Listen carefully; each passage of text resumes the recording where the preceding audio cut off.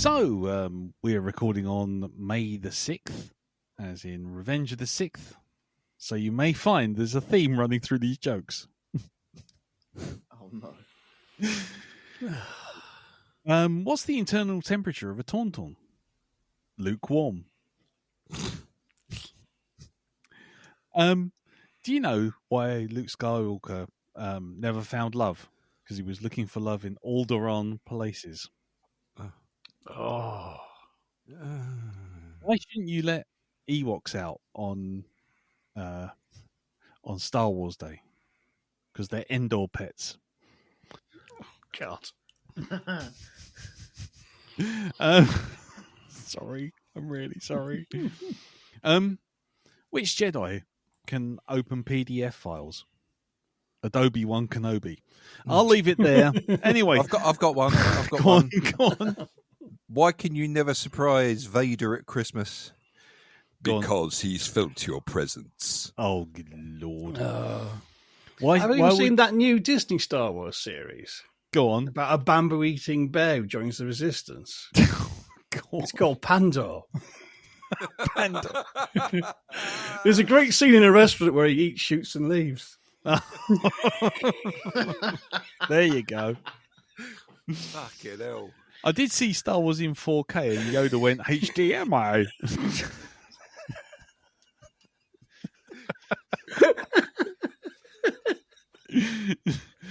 Oh, God. Oh, well. Anyway, hello, everyone. Welcome to the incredibly painful start of Black Dog version 2, episode 217. I'm Lee. I'm a geezer. I'm bold. And I've got black eyes. And I'm Billy the Butcher. I've got the hoochie coocher. Heidi, hi. Anyway, hello everyone. Welcome back. Sorry we were away last week. We were all we had things going on. Life was going on, so we just had to take a break. But we're back now, and as ever, we'll see how everyone's week/fortnight's being. And then we will see if there's any feedback for last week's episode. And then if there's any time, we'll do some questions with Asking for Trouble. And then finally, we'll move on to this week's movie, which is whose choice picked this? Who picked this? Who was My this? choice. It was your choice, Jim. My blind pick from me. Blind pick. And you picked? Bull. Bull. Oh, as the dodgy AI done subtitles insisted on calling him, Paul. Oh, Paul. Which is an entirely different film. And I Bring really... it down. Yeah, one's a little bit more acceptable to watch with your family than the other, I suspect.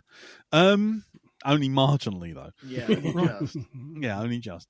Anyway, before we get to that, let's see how everyone's been. We'll start, as ever, with you, Jim. How's your week/fortnight been, mate? Well, you know, I really do love the British summertime. Yeah.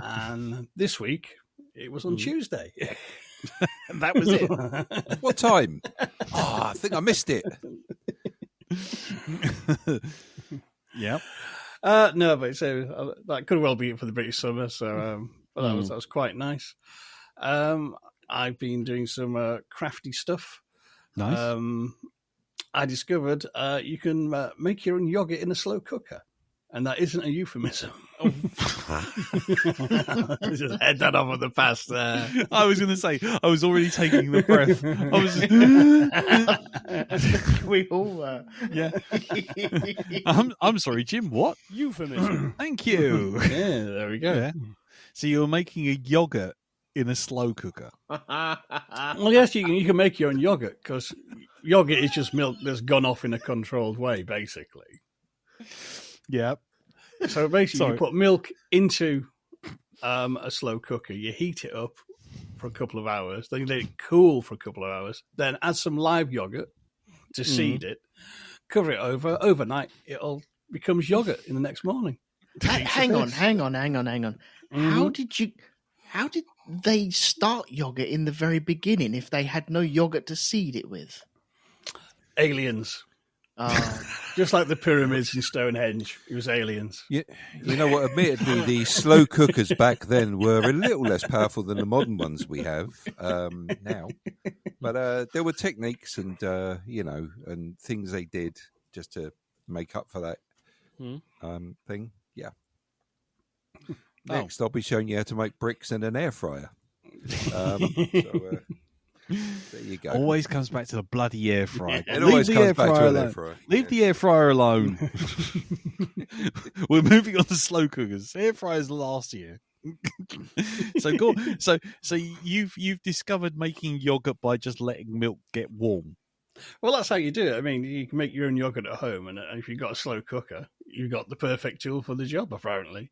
Don't buy one of these fancy yogurt makers that make you 3 egg cups over like 20 hours and costs you like 200 quid. If you've got a slow cooker, you're good to go, apparently. And how is your stomach? Is it okay? I mean, absolutely fine. I test piloted to make sure it wasn't virulent, and it was all perfectly fine. Just finished off the last of it. I used it to thicken up a curry I made. Nice. So it was very nice. Yeah. And the curry also had some wild garlic pesto, which I made.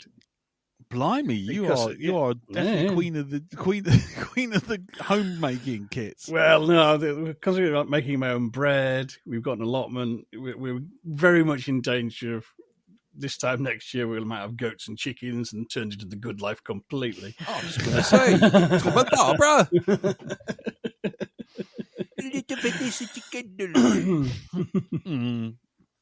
They were swingers, weren't they? They were definitely swingers. Oh, absolutely. Yeah. Okay. just so we're all on good the life. Yep. Just so we're all on the same page. Yeah. Okay. So you're going full prepper and you're completely self-sufficient. Is that how it's going? Well, sort of getting there. But I know it's kind of where I grow and where we walk the dogs. A few little woods and lanes where you get these nice white flowers, and it's wild garlic, and you can actually smell the garlic. And I thought, can you eat that? Apparently, you can. Yeah. And you basically just pick the leaves, and then you can use them in a salad, cook with them, wilt them, or you can sort of make a pesto with them, where you just blend them up with pine nuts and some olive oil, Parmesan cheese, and it is really, really potent stuff. Actually, really, really garlicky, and just really, really nice little garnish. So it's kind of keep your eyes peeled because it only blooms for about a month or so, maybe less, given the way the weather's going. Yep. But it's definitely worth doing. Easy to do. Lots of different recipes online with it, and it's very distinctive and very easy to recognise. Basically, if you crush the leaves, it smells of garlic. Yeah, that's wild garlic. So apparently, it's illegal to dig it. You can eat all the plant. You can eat the flowers and the bulbs, obviously, as well. Apparently, it's illegal to dig it up. It's a protected species, so don't do that. Well, there. Okay. I'm not sure who'll stop you, like the wild garlic police will like pop up out of a bush and nick you, but you know what I mean. Hello, I am the garlic police. Put the bulb down. Step slowly away from the bulb and there will be no trouble.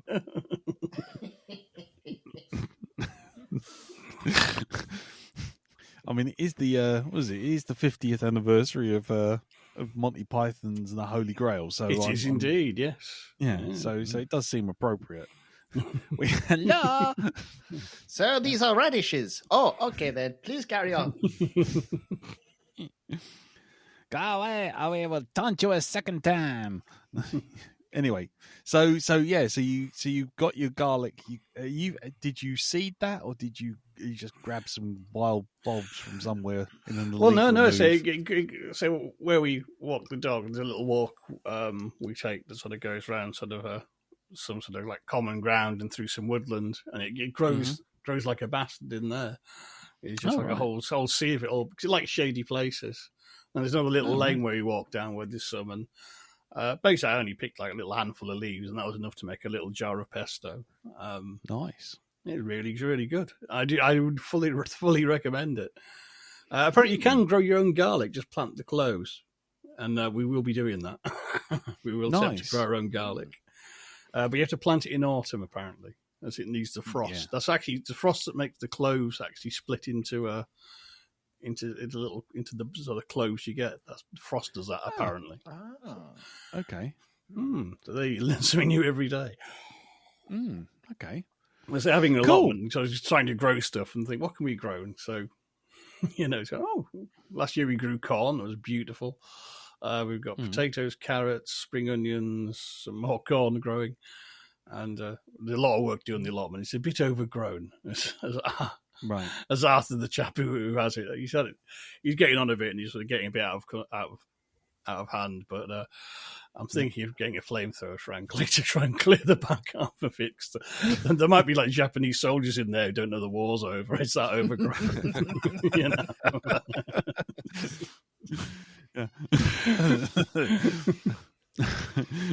coming out of the trees, like, what the hell? Did we win? Nice. Cool. So, anything else, sir? That's it. Apart from maybe holding a street party to celebrate the death of Skype, that's me done for the week. Yeah. Oh God, ding dong, the witch is dead. Fuck Skype. So it's finally gone then. It's finally. Yep. Yeah. Oh. Yep. My word. Nice. Thank Christ. Sorry, excuse me. I'm just going to call back to Darren from about 5 years ago and let him know that it will be dead by this time. Okay. It's all right. It's all right. Given the amount of delay and fucking time lags on Skype, you probably ask yourself in the past, actually at the right time now, if you called up yourself, it probably just connect to you in 1999. And you'd still be sitting there going, hold on. Sorry, mate. I'm just adjusting the mic.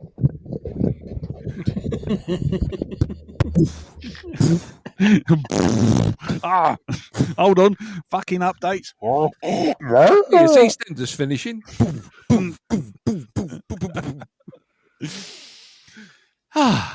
Anyway, Elton.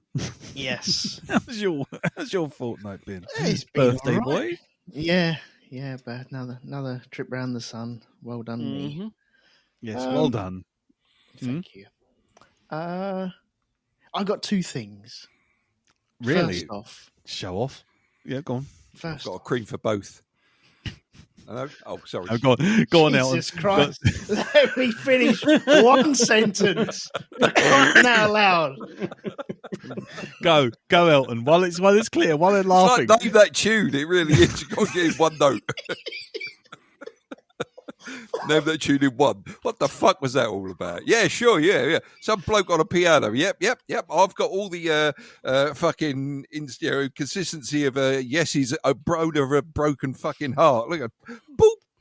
Yep, that's what it is. Oh no, it's Yellow's Mr. Blue Sky, because I can tell that from one fucking note. Let him fucking speak. Fuck's sake.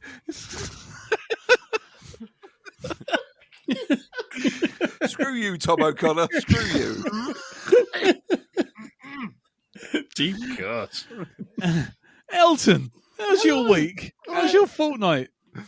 Tell us about your two things, madam. So I've got two things. Right. Fucking hell. Go. So I was for my birthday, I was given a brand new phone. Woo! Yeah, I know. Right, I've got it here. Hang on a second. Is it one of them smart ones? Does it have a dial? It's not a Nokia 486 or whatever the fuck they were called, is it? One of those ones you could like throw through the heart of the sun and it would still be fine. And Hang on, I'm just going to go back to my places. Hang on a second. Hold on. Right, All right. Go on. Right, go on. Carry on with your thing, and then I'll start again. It's fine. No. It's okay. You went off to get the phone. I'm done. Oh, okay.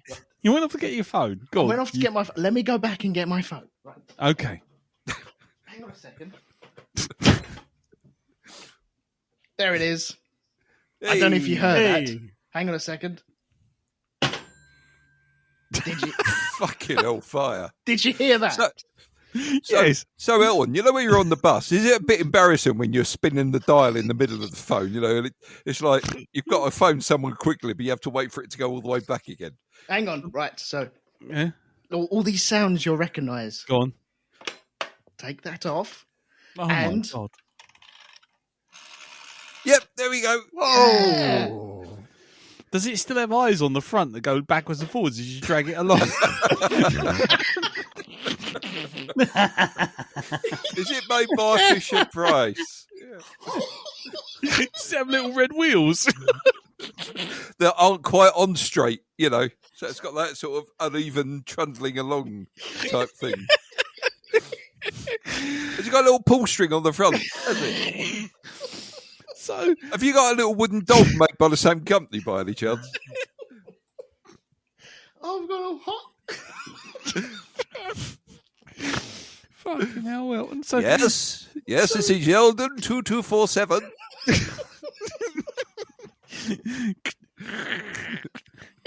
one. So can I ask? Quickly, call the police, they're breaking in. 9. 9. No, oh, bugger, they're in. You've stolen my phone. They pulled it away with a string. They got the string and jacked it off. They just stole the entire house and just left the phone there. That's all that's left is just the phone. So Elton, why have you got a standard phone? Why have you got an old dial phone? Is it to stop them hackers? Is that what it is? Do you know what the worst thing about it is? It doesn't plug into anything. No, we've just got digital and it doesn't work.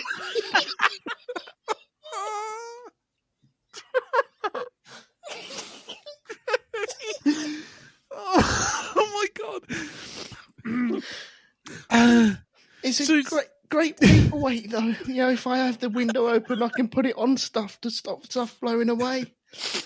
And I found out when I get bored, I can just, fidget spinner it constantly. Nice. Don't forget to get a pen, right? Turn the pen upside down, stick it in there, and just dial it with a pen. Oh yeah. Right, you can I haven't do done that. Hang on. Yeah, do that. Yeah. Not the bit that writes, though, not that end, because that really makes a mess of the numbers. You turn it up the other way. Not do the it pointy that. bit. You got. Oh, there we go. Oh, that's good. See, it goes faster. It goes faster. It really does. Mm. That is silky smooth now. Oh, see, And try dialing a number by hitting the little buttons. You know, when the phone, the thing that cuts off the call, just hit that. I said, yeah, do that, because they do that in films. They and do. I've know, lost connection. it never Hang works, on. but- This will get my connection back, won't it? It certainly will. Yes. or it'll get the operator. 100. You just got to do 100. Get the operator. Yeah. Yeah. So you're probably wondering why I've got this. That was going to be my next question. Funny enough. Well, Yeah. We went into my mum was up for a weekend and we went into an antique store, which is, I don't know if it's newly open, but it's new to us anyway. And I flipping love it. There's so much stuff in there. In every single nook and cranny, there's a load of stuff. And so you're never going to see everything all at once.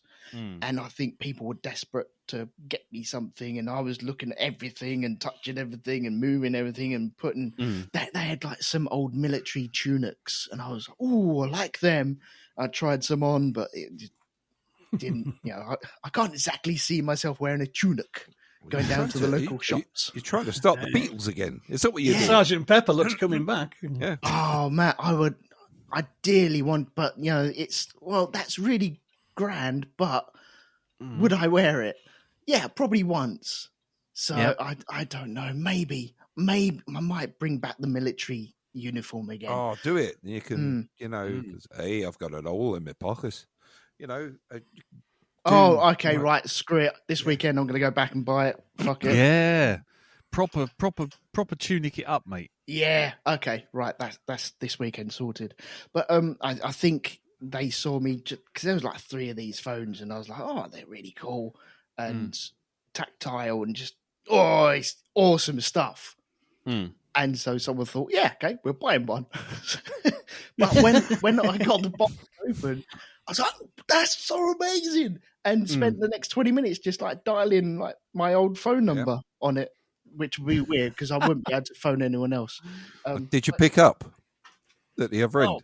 You know, when you phoned your old number, no? Oh. No. Ironically, it's faster than Skype. It's not like that episode of The Twilight Zone where Bruce Willis phones himself. No? Okay. And then I could, because I've got the lead at the end, I could work my way back to the end of the lead, pick it up and look into the wires and go, it's not even connected.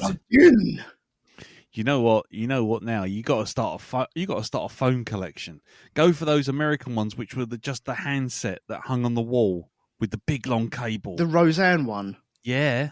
Yeah, or the American football ones as well. Yeah, you know what you need to do, Elton. You need one for each TV you have in the attic. That's what you need, and they can all talk to you then. Yes, all through their own. And then suddenly they all start ringing right now. Oh, that would be fucking creepy. That would be good. That would be good. I mean, I'd hang up and just go and hide, but you know that would be great. But I do want to wire it up, so I'm going to run some electricity through it, work out what if it's AC or DC, because apparently there's two types of phone that have. So I'm going to open it up. You'll know soon enough when you put it to your ear, and then suddenly get 50,000 volts through it. But I'm going to try and wire it up so I can make it come alive again, just to see if I can get the sound there as well. I think there's an adapter, because I think this is the sort of Hoxton sort of, retro kind of hipster thing that I think there's adapters that can take the old cable. Probably can, but we've gone digital now, so you have to plug everything into your flipping router. Yeah, but I think there is. I think there's a little gadget gizmo. You can take analog, and it basically converts the analog signal. Basically, it treats it like a headset like a head you've got on your phone, on your computer.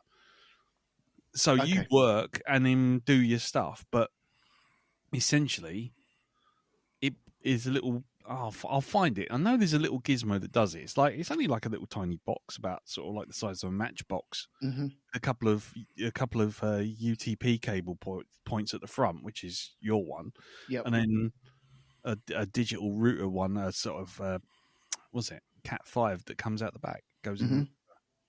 Cool. Yeah, look that up for me, because I want to hear this. I want to hear this bird sing.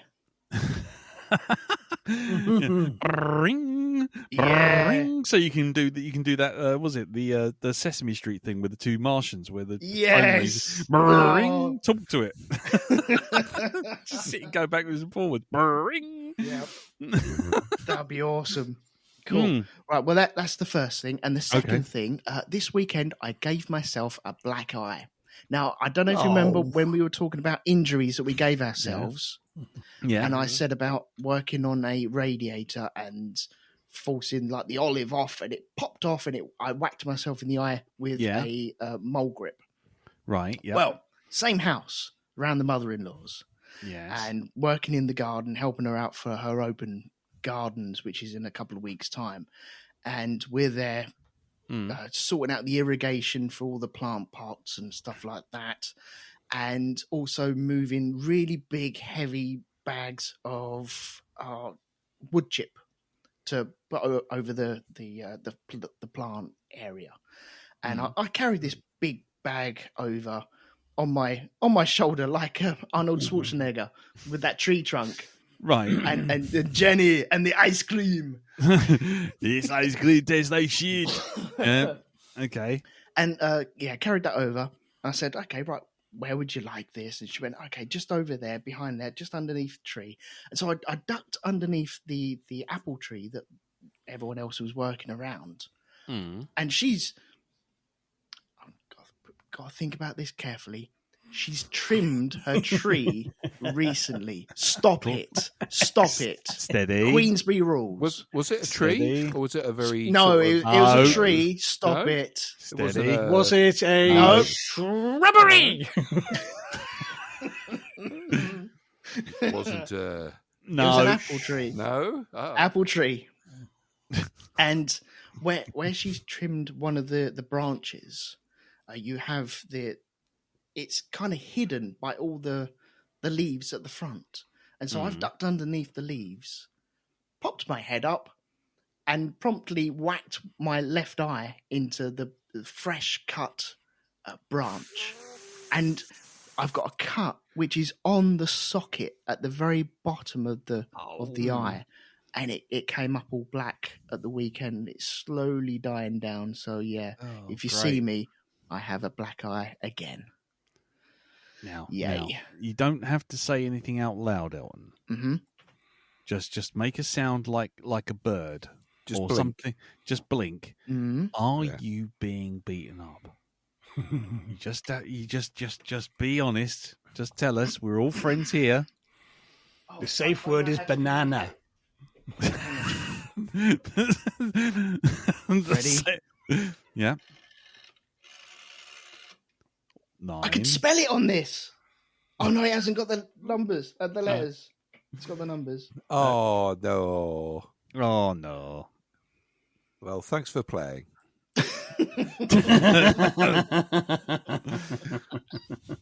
Never mind.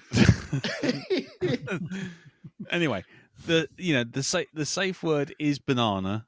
Are you okay, Elton? I'm fine. Thank you very much. Yes. Do we need to send the Rozzers round to get No. you put into custody? We're all good. Yep. Thank you. I've got 3 women named Roz willing to come around and sort this out for you, mate. Oh, Okay. okay. Yep.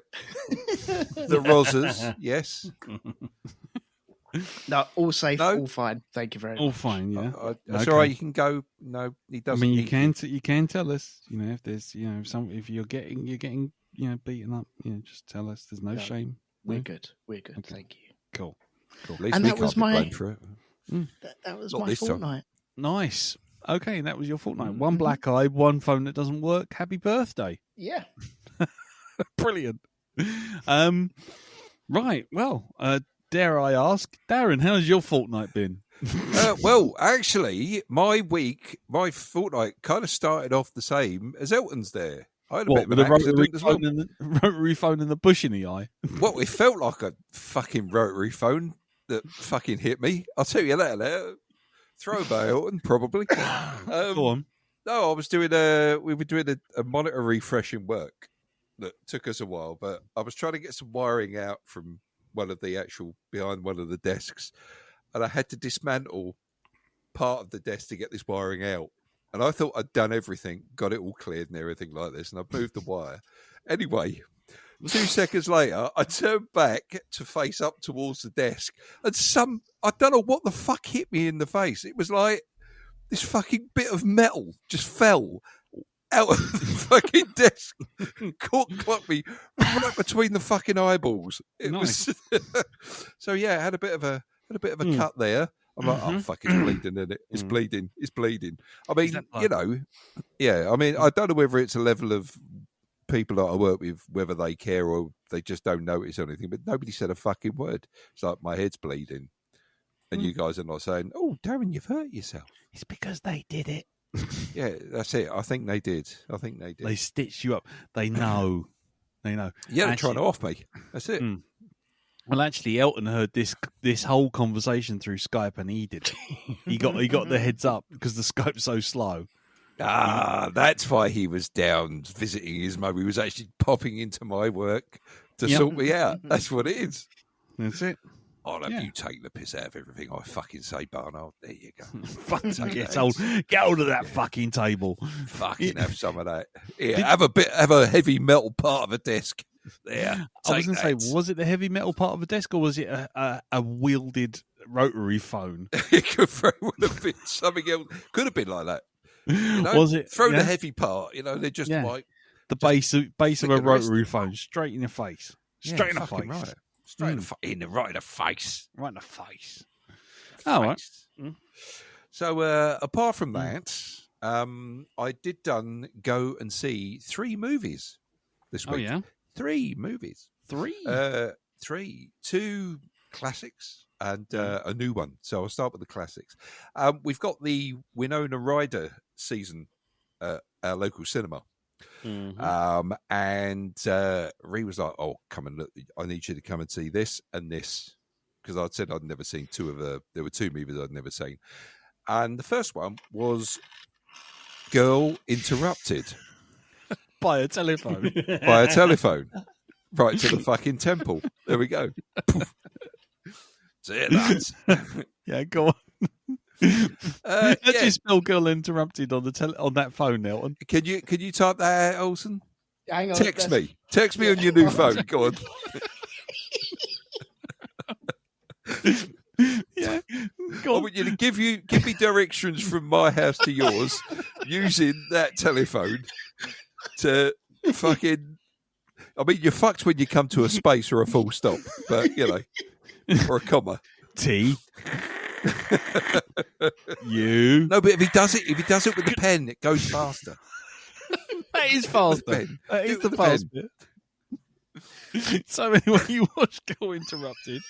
Yes, Girl Interrupted. A good film, but quite a sad one in places. Yeah, I've got to say. Is that Angelina Jolie? Yeah, she's in there with Winona Ryder as well. It all takes place in sort of like in the 50s, I think, during the 60s. And unless you were anything, literally anything but a model housewife type person, if you're a woman, then you basically got told you need to go away and sort your life out in a mental asylum. And so Winona Ryder gets kind of tricked into giving permission over to get herself put into this place. And what she thinks is going to be a nice, restful time turns out to be anything but, with the arrival, or should I say the return, of Angelina Jolie's character, who's quite a disruptive influence on quite a few of the girls there in this place. And I mean, like I say, I enjoyed the film. I thought it was really, really good, but I really hated Angelina Jolie's character. Oh yeah, which is a credit to her, because I think that's what you're supposed to do anyway. I mean, I did end up thinking, is she actually the devil? Is she actually the devil? Is this it? Is she here to plague? Because there's certain things she does in the movie. There's even a bit where you're like, you fucking git as well. Right. There's a reaction to something that she has that is just like, fucking hell, fire. It's just, yeah. So, like I said, I can see why people won awards for being in this film. It is very, very good. It's also one of Brittany Murphy's movies as well. I don't know if it was one of the last ones. But, yeah, Whoopi Goldberg's in it as well. She was really, really good in this as the chief nurse. Yeah. Who's trying to help the girls, even though they probably don't see it as that. But she is probably one of the best influences on them while they're in there, considering some of the characters that are actually there. All right. So, yeah, really, really good. Enjoyed it. But again, it's just really, really sad in places in it. It's, not a bundle of laughs at all in there.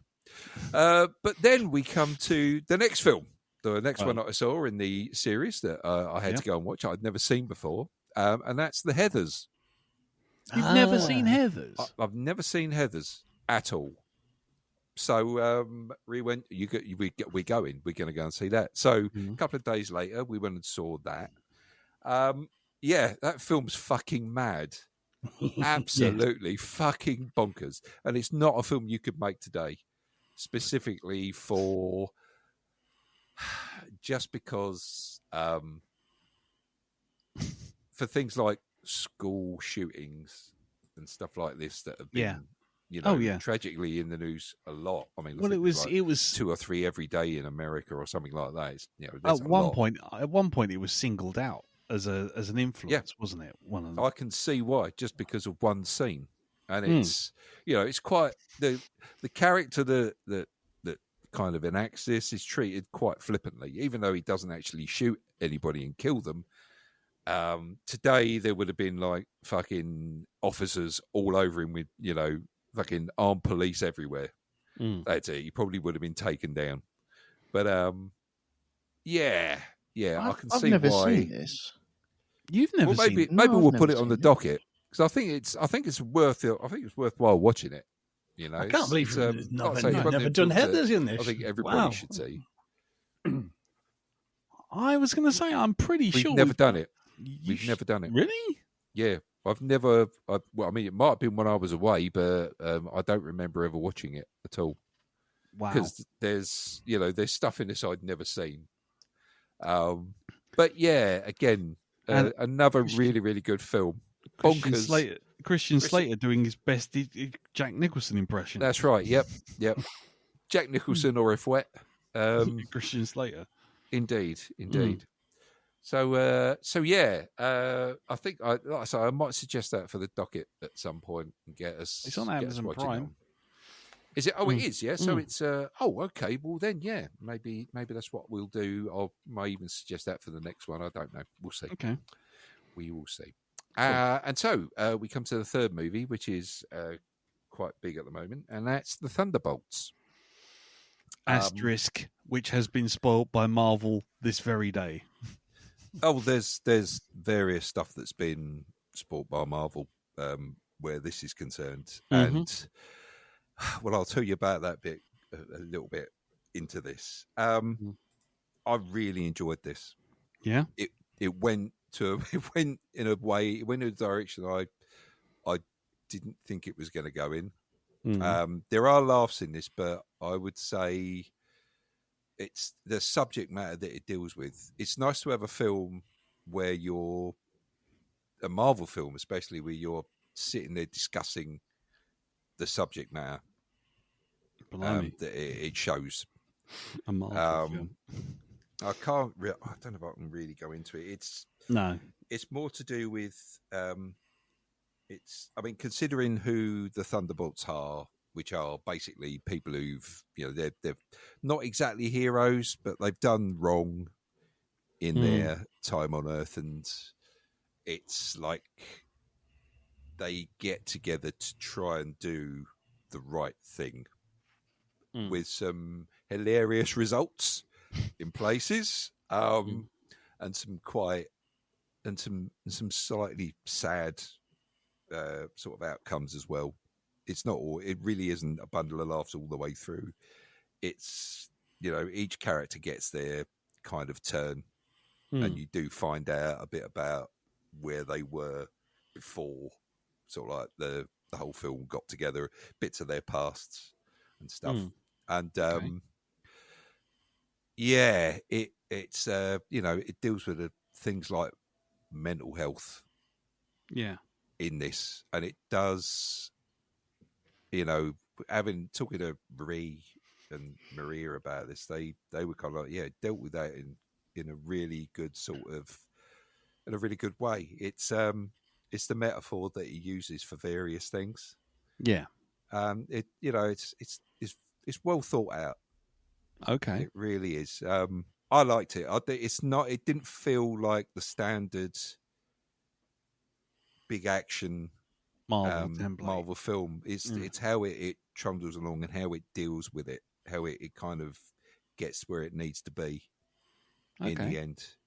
And I've got to say, Alexei, the Red Guardian, I really love his character, because out of all of the other guys in the Thunderbolts, he is kind of like a little beacon of light in all of it. He's optimism compared to everybody else's cynicism as well. Yeah, it's a nice. I found it funny. I liked him. He kind of, he made me smile quite a few times in it. Okay. So yeah, like I say, I think the Thunderbolts is a worthy. It's definitely a worthy Marvel film. It's one of the best ones I've seen in a while. Right. And like I say, it just doesn't feel.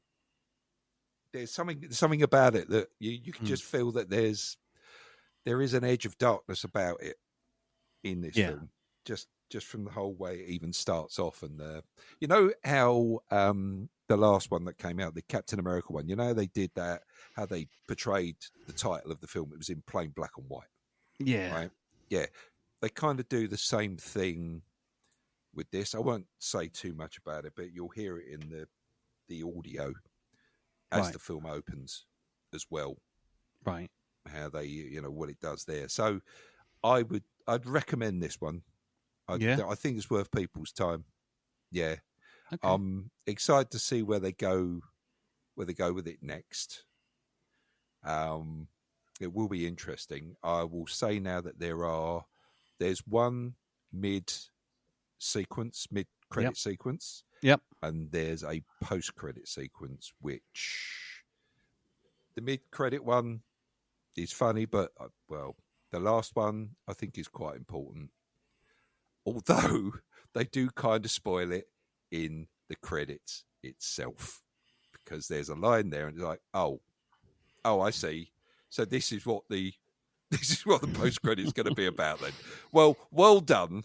I don't know if you can remember, Lee, thinking back to just before Phantom Menace came out. Death of Qui-Gon Jinn by any chance? Yes.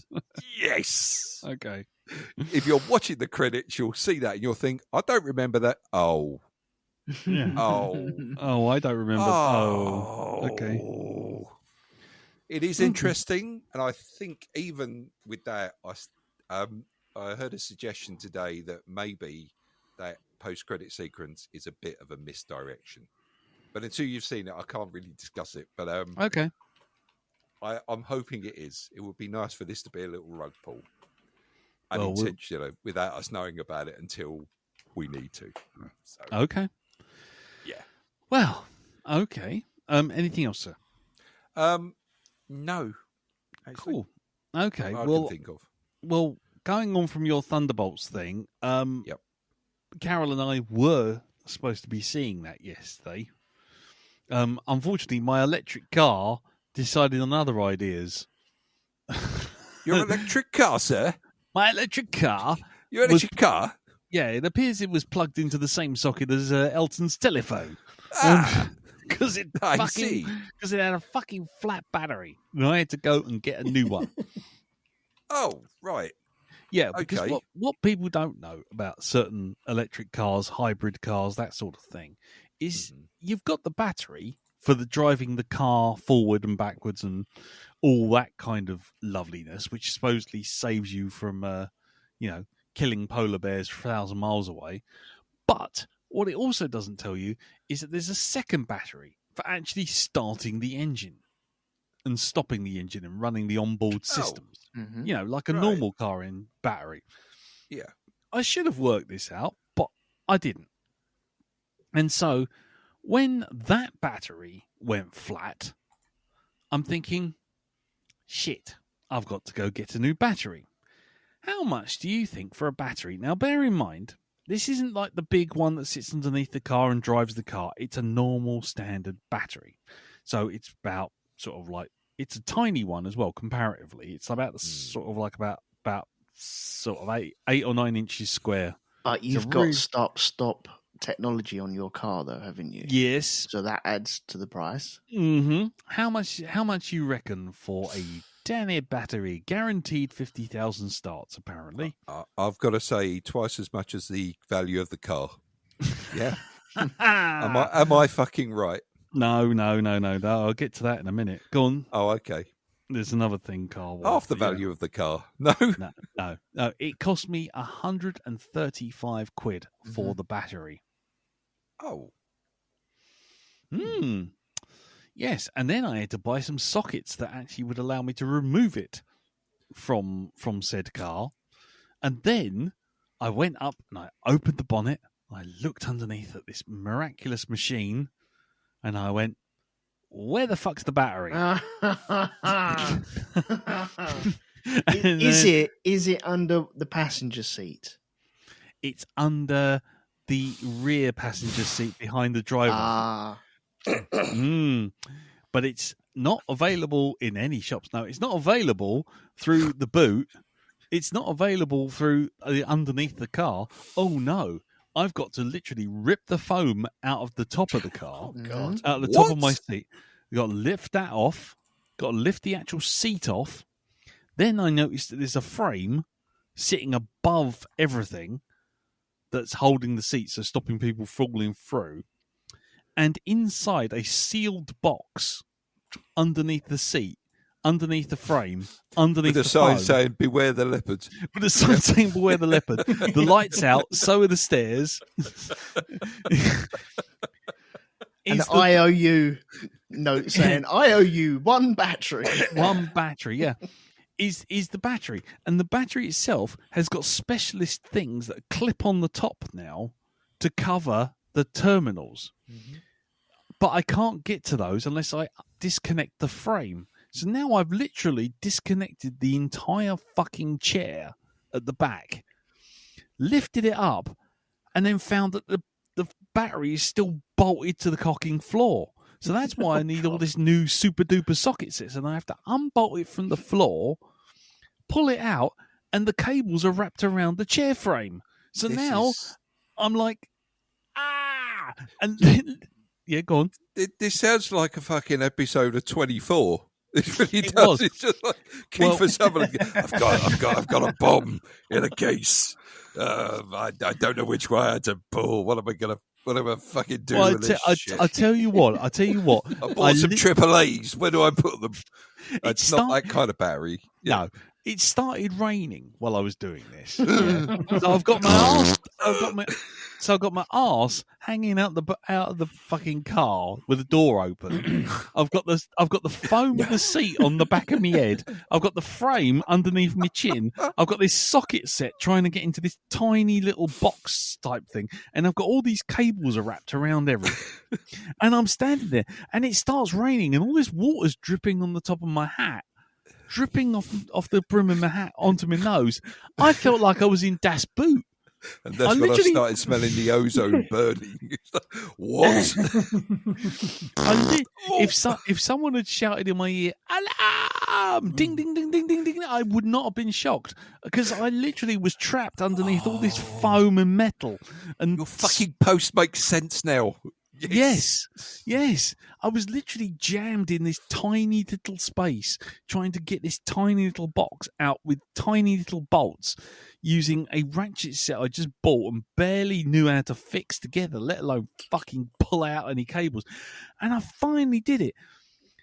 And I get it unscrewed. I pull everything forward. The cables are now too tight. I have to unbolt the cables, pull off the cables, but I can only pull them off so far because these specialist clips. And then it says in the manual, press and hold the clips to remove. And you're like, where? What?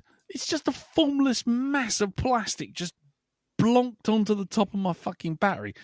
It got to the point where I was like, I'm going to die under here. It's going to fill with water and smell of sulfuric acid, and I'm going to die. I finally get it all disconnected, pull the battery out, and I'm like, oh, lovely. I stood up and I looked at the state of the back of the car. It looked like it'd been done over by customs and excise looking for a fucking drugs. It's like someone knew there was a drug stash underneath that seat, and they were going to fucking find it. And it took me another 30 minutes to get everything reconnected, bolted back down, pushed into place. And then I realized, after I got the foam down, I put the front of the kickboard that goes underneath where your feet go, I got that back into place, and then I realized that the little pop rivets that hold it all in place, I'd snapped them, pulling them out. Oh God, no. So now I've got this kind of rattly bit of plastic being held in place by the weight of the seat and the frame with the and I'm just like, at some point someone's going to put their foot through it and basically kill themselves with the battery. Do you feel yourself sliding forward when you slowly apply the brake? Is that what it is? It's just like, yeah, the battery slowly creeping out of the seat like fucking Michael Myers and pushing into my spine. Yeah. So because of that, I didn't get to see the fucking Thunderbolts or whatever they're calling it, or whatever they spoilt it by telling me what the little star was. Fucking yesterday. Happy fucking bank holiday. What you do? Well, I sat there ripping my car to pieces with rain going down my arse, drowning in my own car while trying to pull a battery out. Pulling a battery out. It should be the easiest thing in the world. Disconnect 2 terminals, put the thing back in, put the terminals back on, close the lid. Job's good. It shouldn't be literally like trying to rewire the Enterprise while under fire. It's just what? What was that?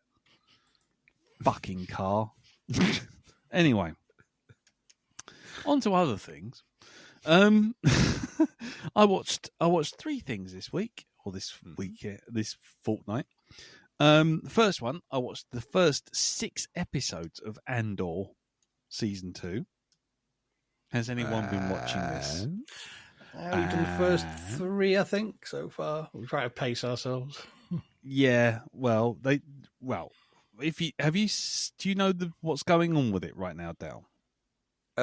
No, because I did 1 episode and thought, do you know what? My life is too short for this. Right. What, for the first season or the second season? The first season. I honestly, I started watching it and I didn't finish it and didn't go back. So, because it was like, I don't know, maybe it was the mood I was in, but it just seemed to be... No, I completely understand. I think I even said on this podcast that it was the first 2 episodes of the first season of Andor is just him walking around talking to people, and you don't know who anyone is and what anything matters. At least you didn't say to me, it got really good in episode 2. You said, it gets really good by episode 7. Suddenly it all kicks into place. So I'll give you that. Yeah. No, I wouldn't do that to you. I didn't want to. I was done with it, and it was only the fact that I saw some positive reviews, and I was just at a loose end that made me go back to it. And eventually, it had the Babylon 5 effect. When I knew what I was getting into, the second time round, watching the first season, I kind of went, yeah, I know these 2 don't mean anything yet, but they will do soon. And then I got to like episode 3 or 4, and I was like, I see this. Okay, fair enough. And then by the time they get to like episode 5 and 6 and onwards, I was just like, give me more, get it in my face. Yeah. And I hold my hand up. I've been the most cynical of Star Wars fans recently. And I'm not even a fan anymore, to be perfectly frank. But it won me over. And so fair play. And so the second season, essentially what they've done is they've gone, okay, we've only been given 1 more season to wrap all of it up. Essentially, they were going to have 4 seasons. For whatever reason, it's not happening. So every Tuesday they drop 3 episodes, and each episode is 1 year closer to New Hope. Right. So the first 3 episodes it comes up 4 BBY. And that's 4 years before the Battle of Yavin. Second set, which dropped last Tuesday, 3 BBY, and then you get 3 episodes. This year, this Tuesday, today, I'm guessing it's going to go 2 BBY. And so you get like little chunks of time with 3 episodes showing key moments leading up to the Battle of Yavin, essentially in the formation of the rebellion and all that kind of stuff. Yeah. And I've got to say, I'm really digging it. There's a weak episode 2 where nothing much happens, but it sets the table for a lot of other stuff and has the most ridiculous resolution of a man being allowed to escape because a load of bad guys decide to play rock, paper, scissors, which is the stupidest thing I've ever seen in my entire life. But is it more ridiculous than that scene in Obi-Wan Kenobi where he's like, he has to go through a gate, even though it's got like, there's nothing on either side of the gate. No, you can just walk around it. It's not that stupid. No, it's not quite that stupid. But overall, yes, Andor season 2 is very good. I'm really digging it, and yeah, like I say, it's got the Babylon 5 effect. It there's stuff paying off and stuff, and strong moments, and Stellan Skarsgård has a fantastic role in it. He gives some really good stuff, and it almost feels like if you didn't see the aliens and you didn't see the spaceships, this could have been set anywhere, this series. And I think that's to its benefit. Yeah. There's not Jedi every 5 seconds, and there's not fucking Makes it change. Imperial walkers everywhere and fucking Mandalorians nodding at the camera and all that kind of crap. Just to remind you that you're in Star Wars. Yeah, just to remind you in Star Wars. I mean, there is a TIE fighter or two, but it's like they could be fucking Spitfires for all you know. They could be just you know German bombers. There's just it's more like someone's put the skin of Star Wars over an actual story, an actual war story. So yeah, I would say if you weren't into it, I wouldn't force you to watch it, because I'd hate that for me if someone turned around and said, no, you've got to watch it, because the thing is, hype makes you rebel against it, ironically. But I would say if you've got some time, give it a chance. And I think that's fair. I don't, if you're still not into it by like episode 3 or 4 on the first season, bail it. But I would strongly suggest you give it a go, because I think it's probably the best thing that's come out of Star Wars, certainly out of the Disney Star Wars ever. But I think it's probably one of the better Star Wars just generally. Yeah. Because it has nothing to do with fucking Star Wars for the most part, and and so it's not weighed down by canon and you can't have this and you can't have that and this is the wrong planet and where's my Jedi and all this kind of thing. Where's Darth Vader? He's like, nah. It could have been set in the fucking Roman Empire for the most part. It could have been set World War II. It could have been set in World War One. It could have been anything. It could have been the Vietnam War. It's an overall tale of people rebelling against a system that's come looking for them, of oppression.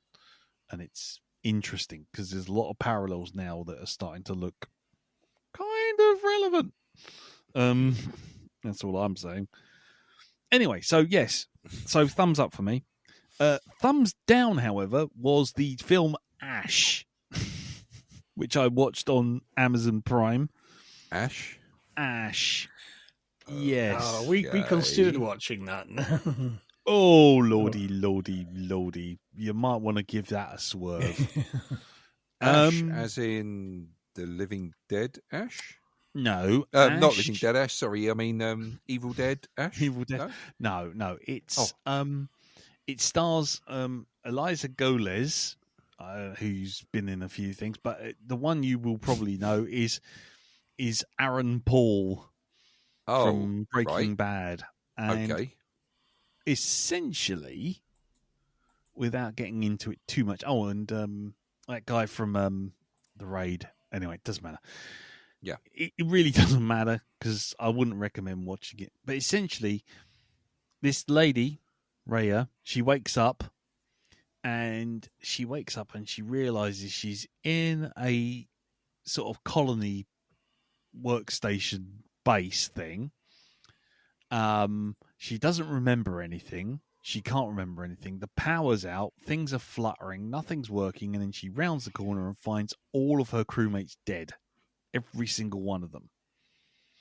Right. Yeah, I think... yes, I've seen this one advertised. Yes. And then she looks up into the sky and there's some weird fractal gobblings flitting about, and then she starts to feel a bit sort of like suffocating, so she realizes she can't go outside for too long, so she goes back into the base. Everyone's dead. She starts to have flashbacks to events before, everything went tits up. Mm-hmm. And then, out of nowhere, Aaron Paul knocks on the door outside. And it's a case of, well, who is he? Who is she? What actually happened here? Who killed the people? What is the implication of everything here? So, positives. The soundtrack, ambient soundtrack, is tippity top. Absolutely tip top. I really do want the ambient soundtrack of this fucking film, no matter how crap it is. The mid is that the acting is okay, and the effects for what they are really dirt cheap, but they do the job. Right. The bad is that the story is as dumb as fucking rocks.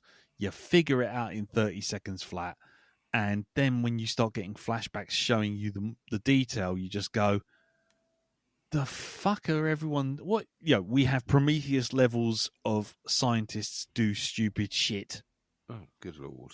Moments, and yeah, I won't spoil it in case you do watch it, Jim, because it sounds like you might.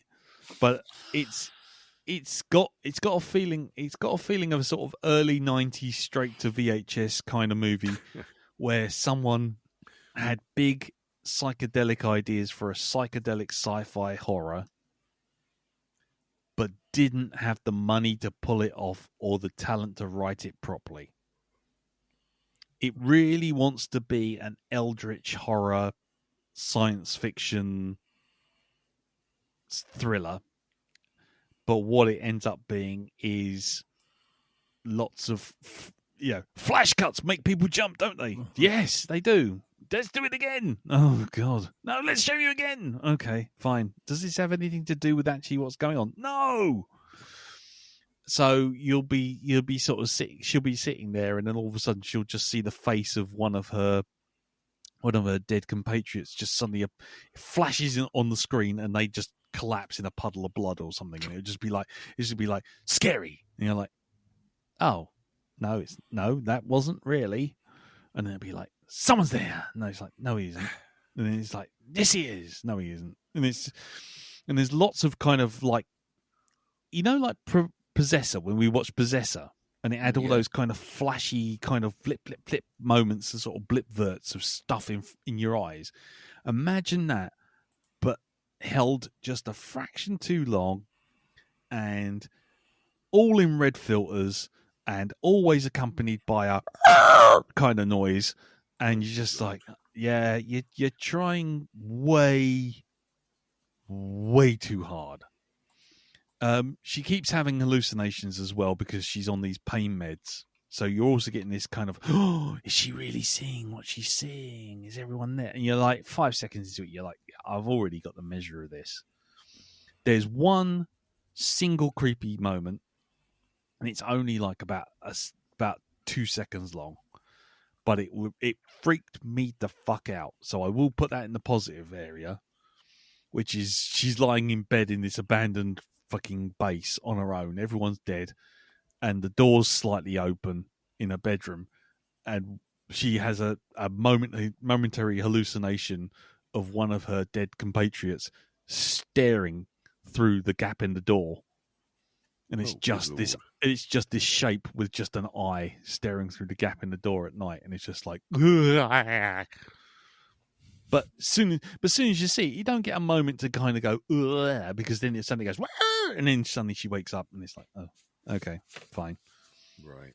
It's just got no restraint whatsoever. But yeah, it's a shame because it's got such an interesting premise, and then when everything gets revealed, you're just like, oh, fuck off. Prometheus levels of idiocy going on here. Can't be doing with it. No, that's a shame. Yeah. So that was Ash. And the other one I watched, and I'm realising we're running late, Havoc with Tom Hardy. Oh, yes. Have you seen this, Jim? I have, yes. The same director as The Raid. The same director as The Raid. And all the way through it, we're watching it, and I'm looking at Carol and I'm going, this is the director of The Raid, Gareth Evans. And he's basically, he does ultra violence, lots of action, bangy, smacky, cracky stuff. The first half of the movie is like a dozen Japanese gangster movies that you've ever seen. You know, lots of betrayal and who's got what secrets and who's holding what secrets behind their backs and all this kind of thing. And then all of a sudden, it's like the director just goes, you know what? I've had enough of telling a story.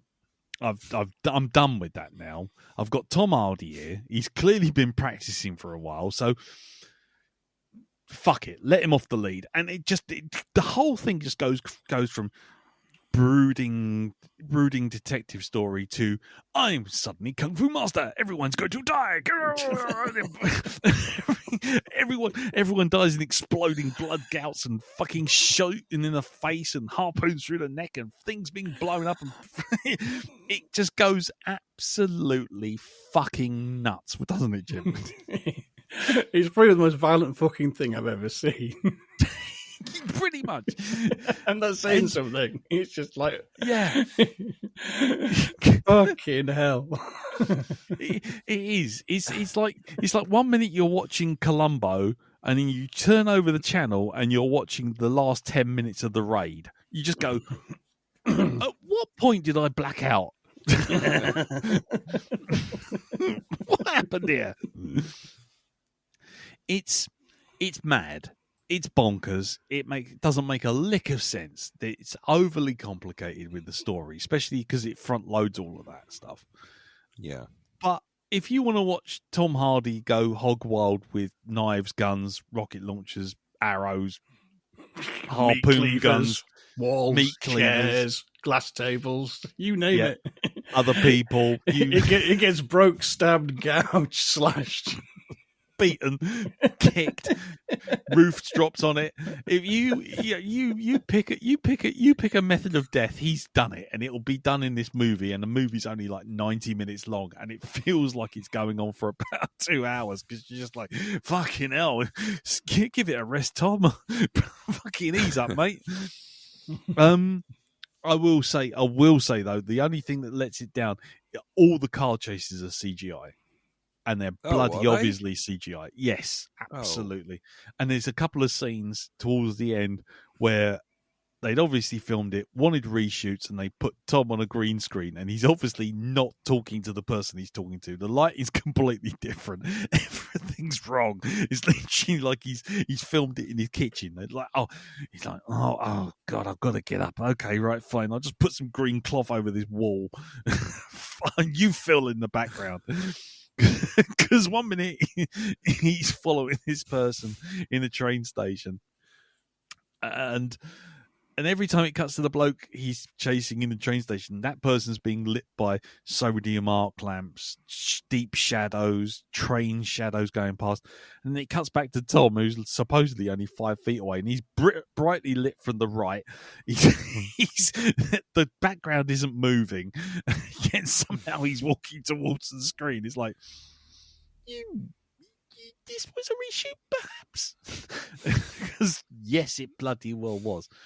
So yeah, so it occasionally shows its hand about how little money it's got and how many reshoots they've done. But yeah, it's if you want Tom Hardy going fucking hog wild with every conceivable implement to create all sorts of damage, then this will satisfy you 100%. As if you only start from the middle. If you want like 10 John Woo gangster dramas that all have like convoluted plots before the action kicks in, that's the first half. But right, okay.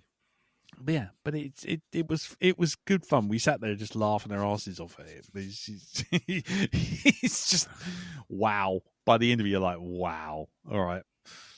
So yeah, that's it for me. Batteries, beatings, and Andor.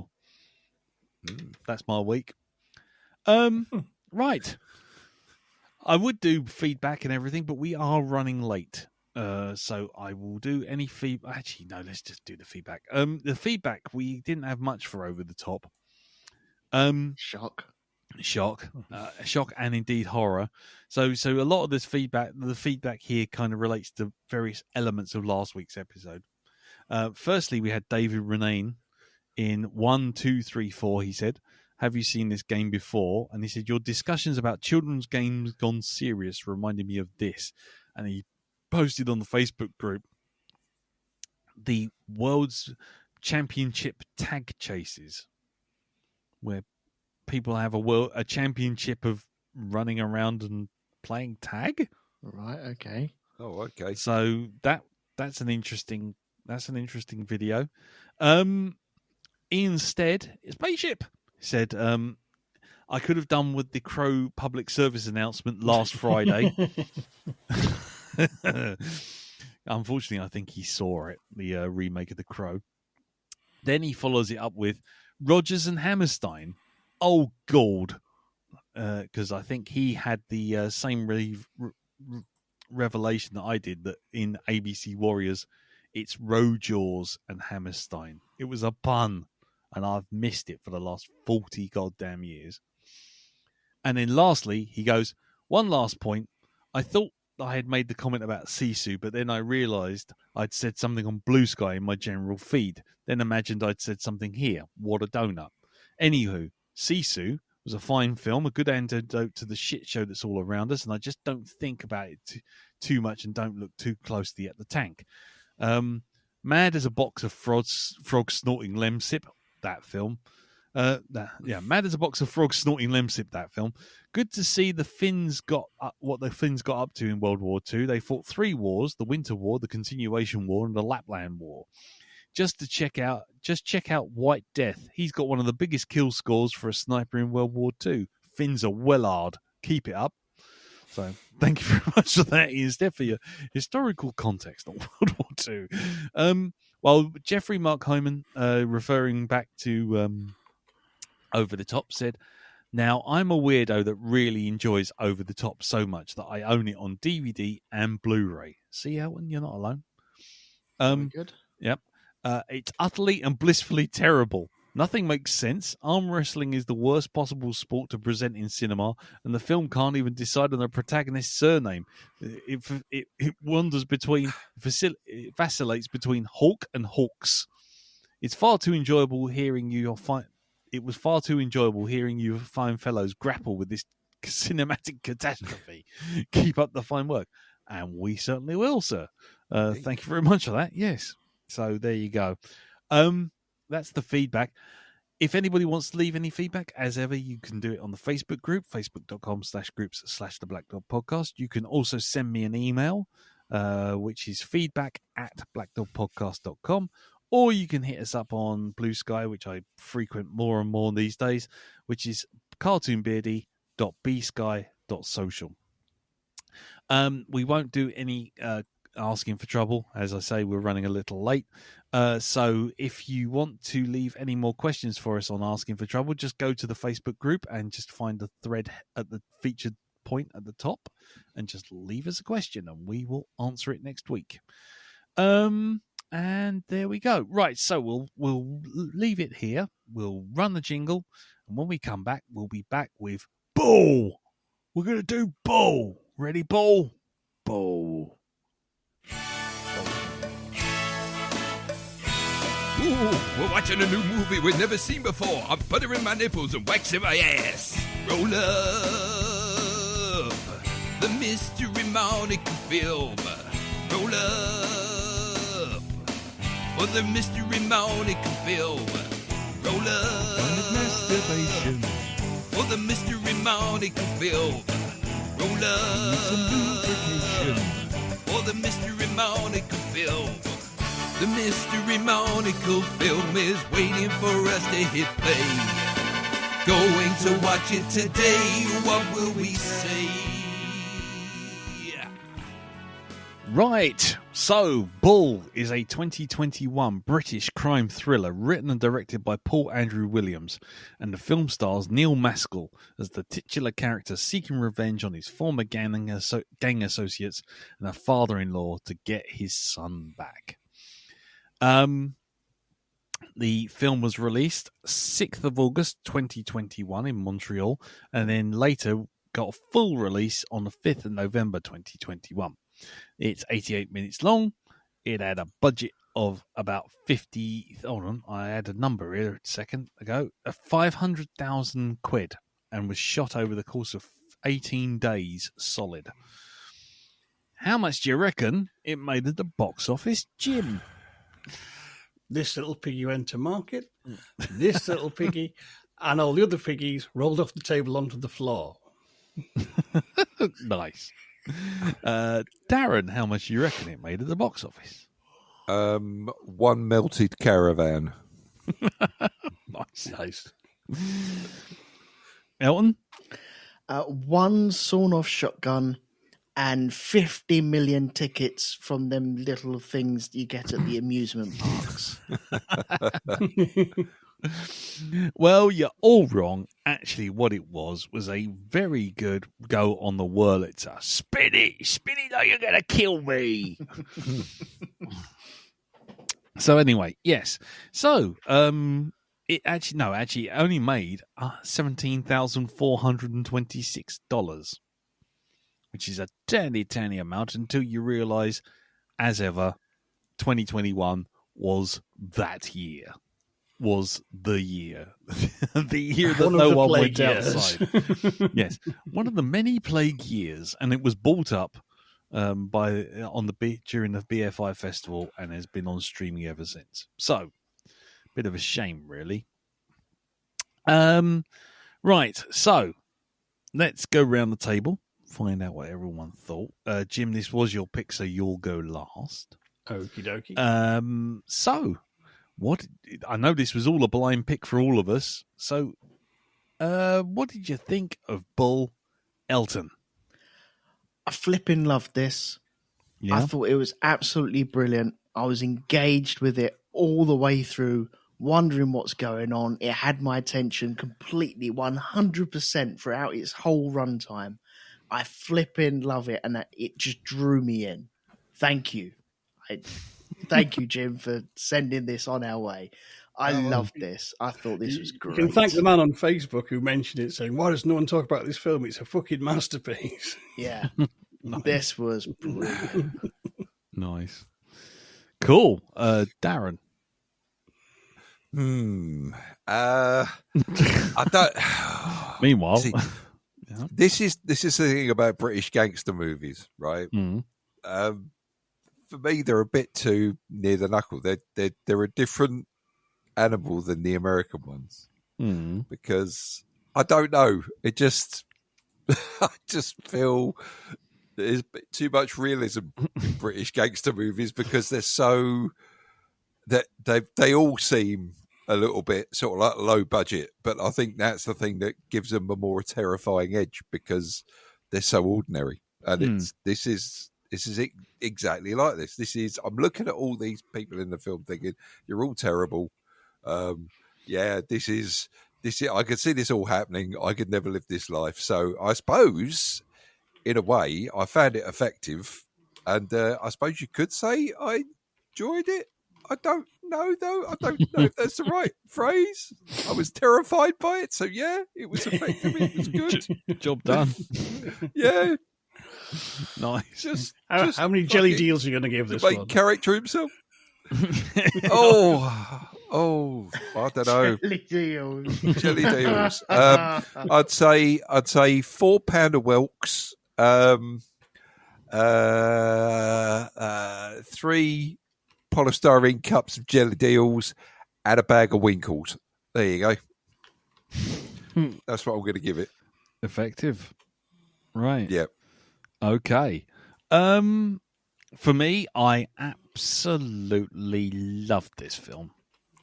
It's a hard film to really root for anyone in it, but and I'll save it for the spoiler zone. But it's not as clever as it thinks it is, which is a bit of a shame. But I honestly, genuinely sat there and did not take my eyes off the screen, not once. When we're watching some of these streaming films, there are obviously moments where we're watching them and it's just like your mind starts to wander, especially on something like Over the Top. It's just like, oh god, got another hour of this. I'm so sorry. No, it's okay. So sorry. It's okay. And then you kind of like you pick up the phone and look at the time, and then you kind of like, well, okay, fine. There's wonder what's happening on Facebook. But at no point while watching this did I ever think, I could just look away for 5 minutes or pause it and go and make myself a cup of tea. It was just like, Jesus, what on earth? There's not many films where you say the word visceral and you really mean it. But this was visceral. You felt it. Like I say, it's got a moment in it which I think it thinks was a bigger twist than it actually was.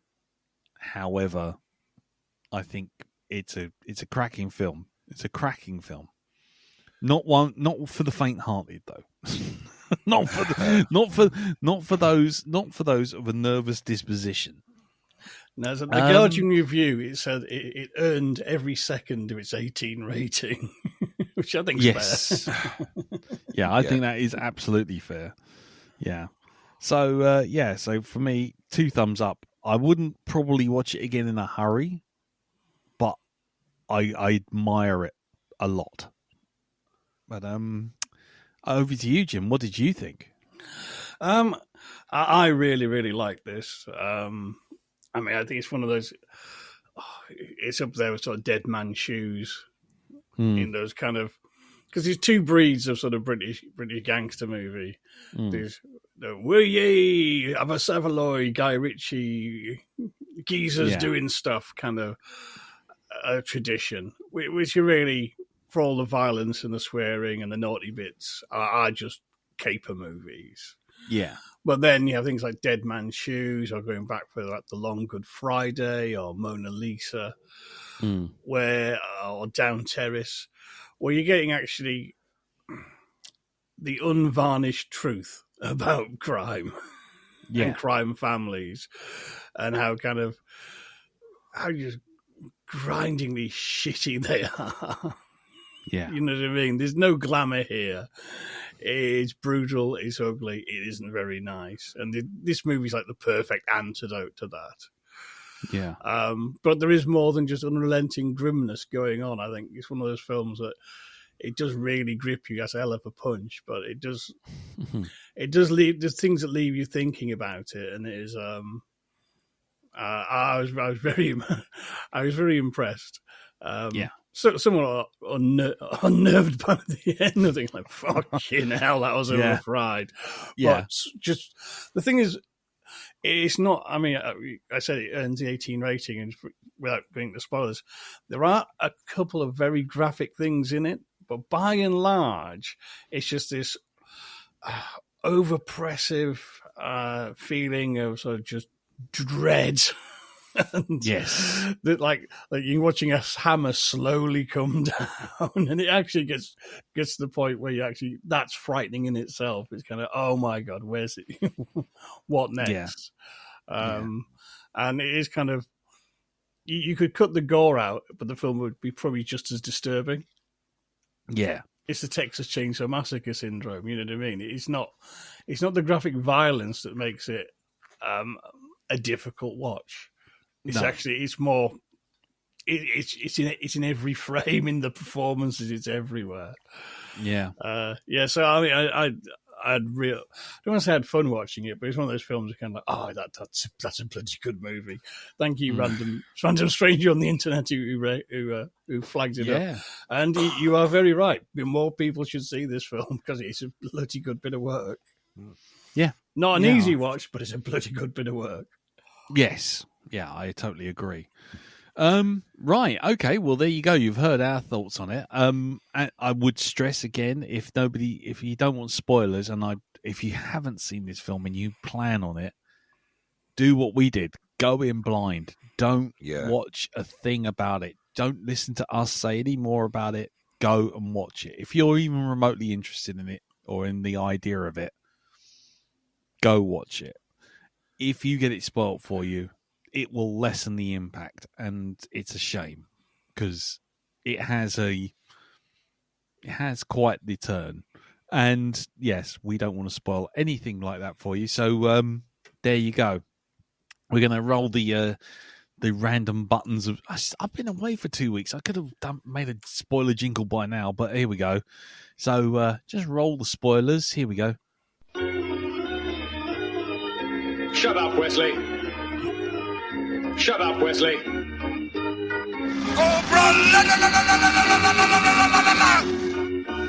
Put your helmet on. We'll be reaching speeds of 3. There you go.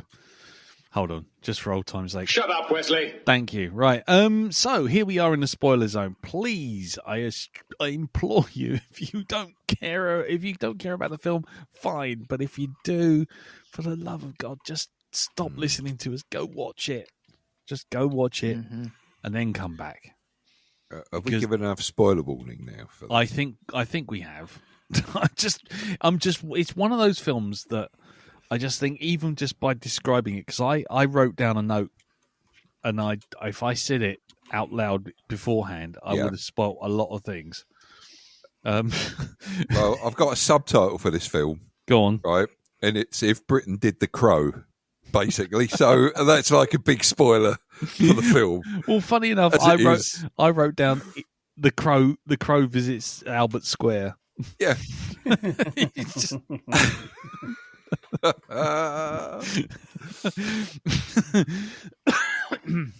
So yeah.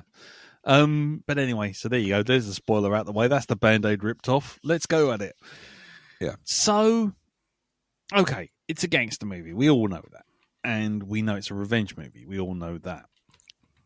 Let's start with the bloody obvious thing.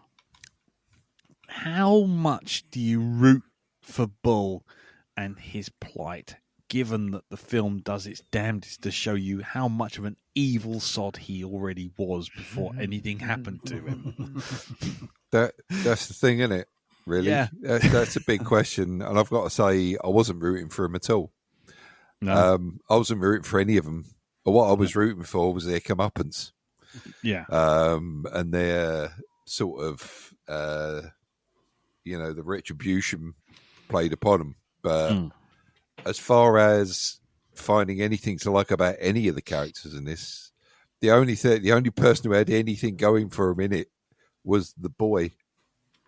That was it, his son, who was completely, not in that world, as in not in the same mentality as everyone else. He was just an innocent.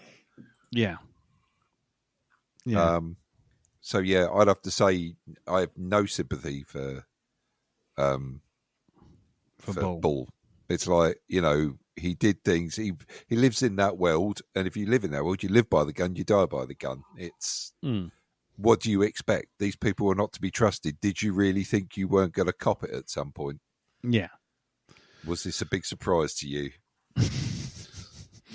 Yeah.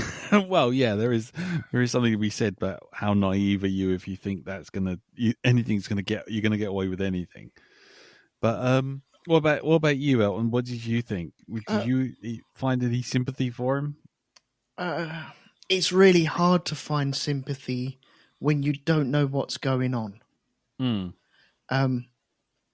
Darren, I have a question for you. Yeah, sure. It's about what you've just said about rooting for them, and not actually rooting for them, but looking forward to their comeuppance. Yeah. But did you know that they'd done anything? Because I don't think it was really spelt out as to what they'd done. So you can't really have a comeuppance if you don't know what they've done. It's the actions you see them take during the actual film. It doesn't have to be anything they've done to him. You just see how they go about their business. Right. Okay. You know, and it's this whole thing of this grip of terror that they have normal people in, the way they throw the weight around, the way that they've got this, the head guy can just, say a thing and it will be done. And it's the fear that everybody lives in around them in their community. And it's, how the hell does anybody live a life like that? How is anybody happy with that? Because personally, I couldn't be. Always constantly looking over your shoulder all the time, having to play the hard man every single second of the day. Does this not get tiring for you? There's people that love that, though. Exactly. And I'm not one of those sort of people. I couldn't do what they do. I've got far too much of a conscience. I've got far too much of a, I couldn't do that to people. No. No, absolutely not. But these people somehow have got no problem with this. What is it on their journey that made them fracture like that and become this sort of individual? What happened to them? You know, have they always been like this? Were they born like that?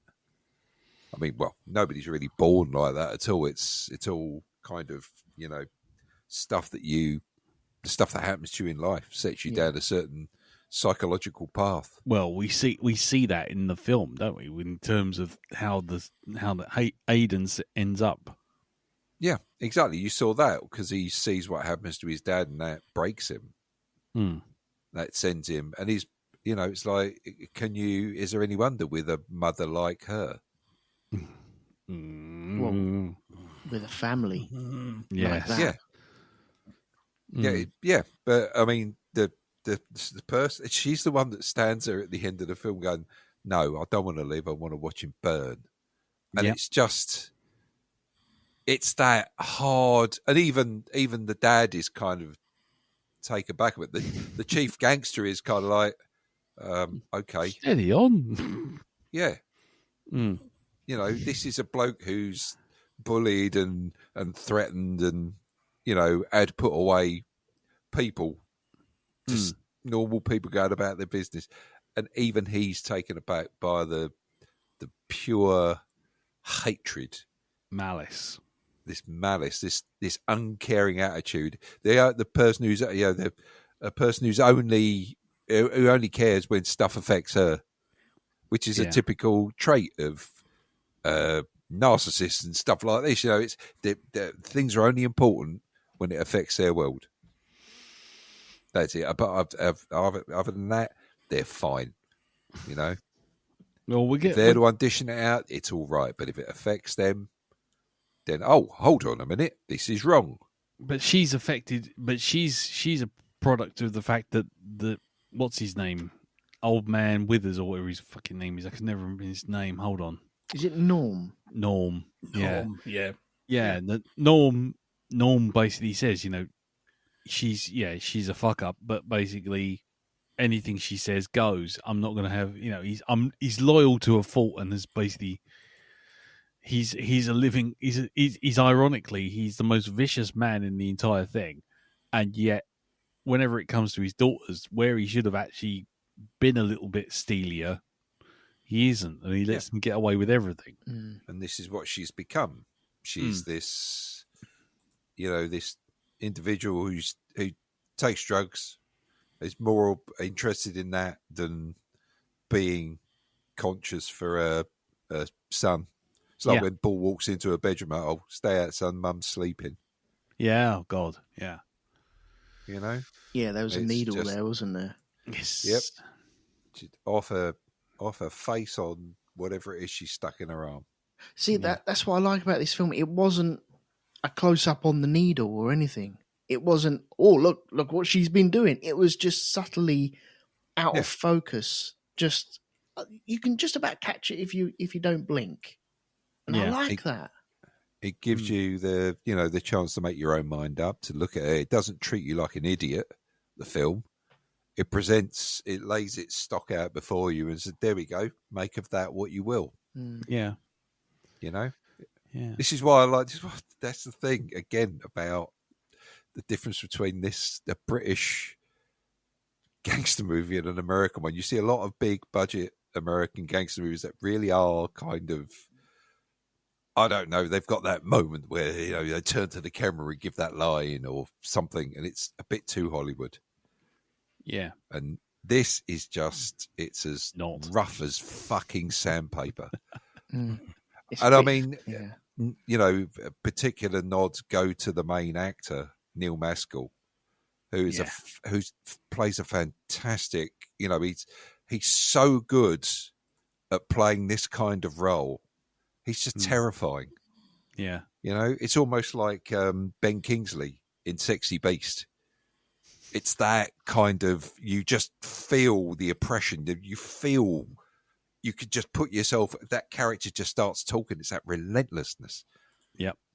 You know, you're going to get hurt and you don't know where it's coming from. You don't know how he's going to hurt you, but, you know, you're not getting out of this alive, especially if he's being really friendly to you. Yeah. Yeah. You just got to hope that he's looking the other way. Yeah. What about you then, Jim? Did you find anything to to attach yourself to Bull to his plight and how he was, regardless of how fucking evil he was. Well, the thing is that when it starts, you don't know how bad he is, and that's I think it's very well paced the way these little reveals throughout the film of what he's done, what they've done. Yes. I mean, he's not a nice guy, but the film isn't asking you to. It's not played for sympathy. That's not what this film's about. It's it's taking you on this journey. It's kind of like, on one hand, it draws you in like, well, what has actually happened? Yeah. Why is this happening?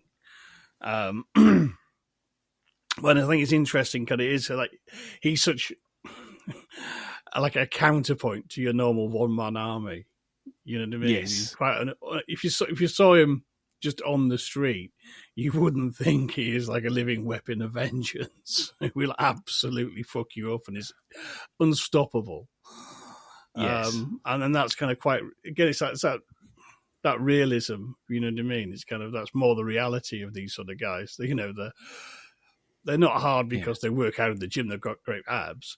They rock hard because they're fucking mental and they will stop at nothing. And there's literally nothing in their brain that will stop them. Well, they've decided that's it, tough.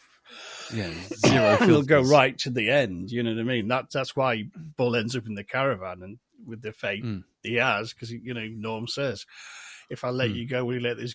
Will you drop this?" He said, "No, absolutely not." All right then. Yeah, that's the way it has to be. Yeah. If you get out of it, get out of this, what are you going to do? I'm absolutely going to kill every fucking one of you. Well, I think what I find interesting as it goes on is kind of, it's like he does this, that's his job. But when he's at home, he's very much being a dad and being a proper dad. Yeah. And there is tenderness there. And that's what the story does, obviously big spoiler warning here if you're still unsure, but, he has come back to save his son. Yeah. And that he's allowed to do that by the powers that be because he actually genuinely loves his son and he's given a chance not to redeem himself for what he's done, but to save another soul. Yeah. And maybe do a bit of harvesting for the man downstairs. Bit of a reap. I'll tell you what, you deliver them to me early. Yeah, and you get to go back. I think that's what's so interesting about it, because it is kind of, when you see those scenes with son, by the time you get to the end, you realise it's not about the film. So, oh look, he's a good dad. I know he just like chopped that guy's fingers off with a meat cleaver, but he's a good dad. He's not trying to make you feel sympathy for him. He's actually showing that there is something in him that he can think of someone other than himself and his own needs. Yeah. And it's his chance to save his son.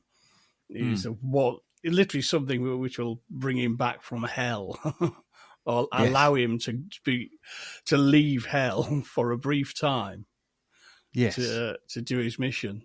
And that's so interesting. And the fact is, for most of it, I had no clue that's where we were going to end up. But yes, I said not a film with any likable characters in it, really. But again, about this, the film isn't asking you to do that. It's not like a Guy Ritchie film where kind of, they're all right. They just blew a guy's head open with a shotgun, but they're a bit of a laugh, aren't they? He's got a comedy nickname and an afro. Hey. Yeah, fuck off. Yeah. I mean, I've got to kind of echo everything you guys have said. I mean, it's not.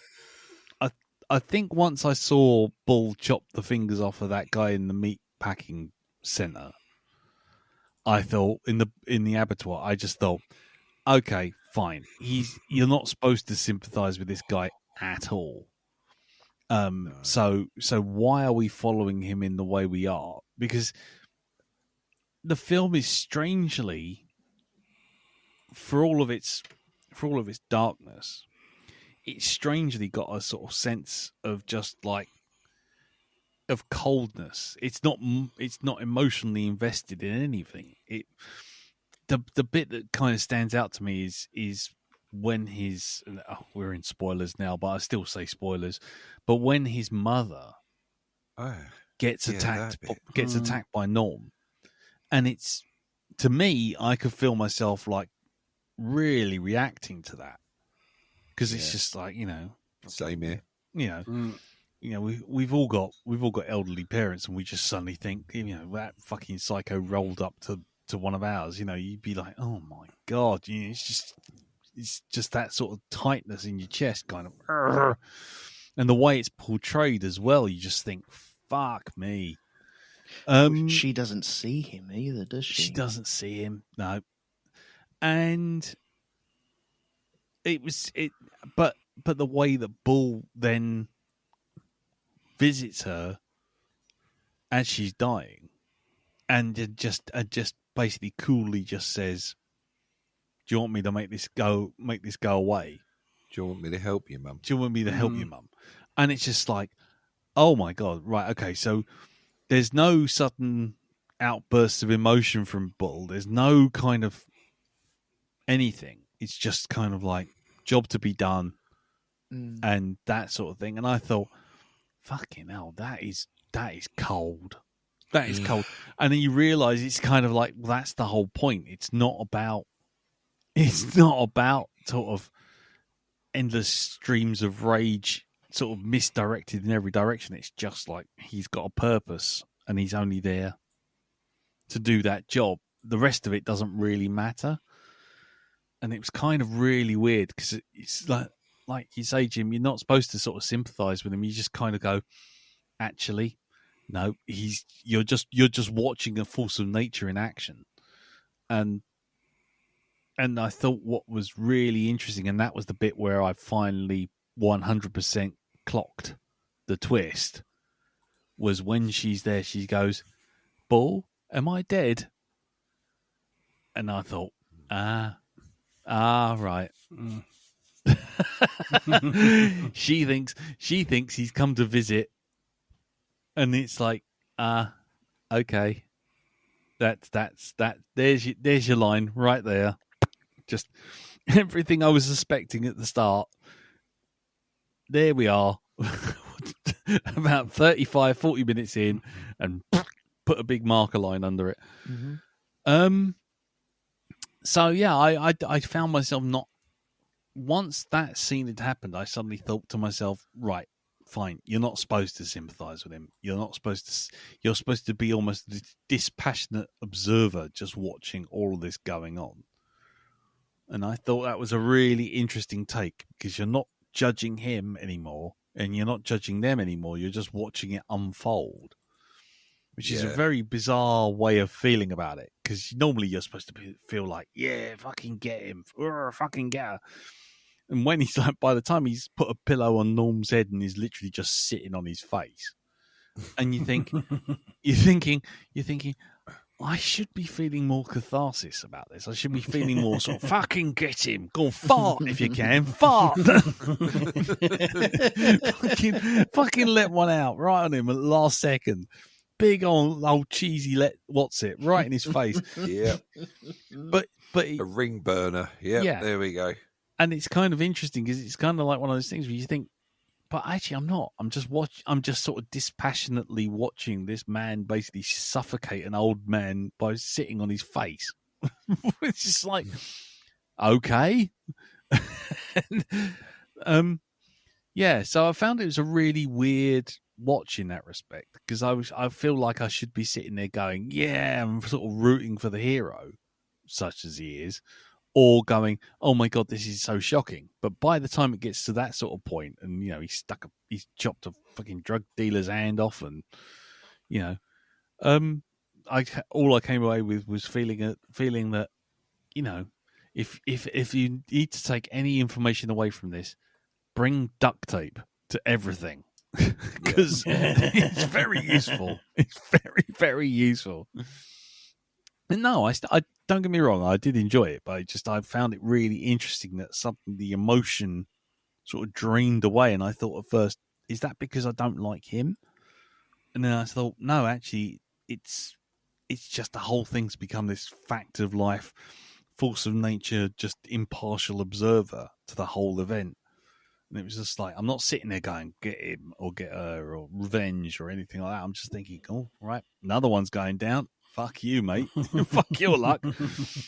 See, most of the movie, I was trying to work out exactly what was going on.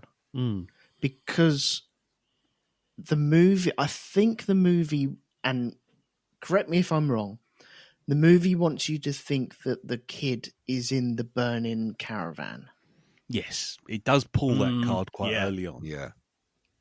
And you're forever going, okay, he's on a revenge trip for his son. And I like the way that you're watching that and thinking it, and then you're in a going to kind of flashback moments of him alive with the guy in the gang, and then getting slowly weeded out of the gang and then totally removed from the gang. You're like, okay. And so it is a really good trip of working out stuff as you're going along, but you're still engaged in exactly what's happening. But you really aren't champion anyone there. No one deserves to be championed there at all. But it's a fascinating story and roller coaster that I went on with this. I thought it was brilliant. Okay, here we go. Here's the most basic of basic questions. When did you twig that he was some kind of demonic angel of vengeance? Honestly, when the film told me that he was,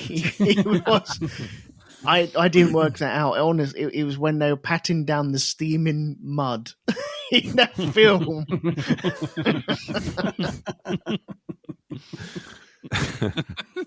Nice.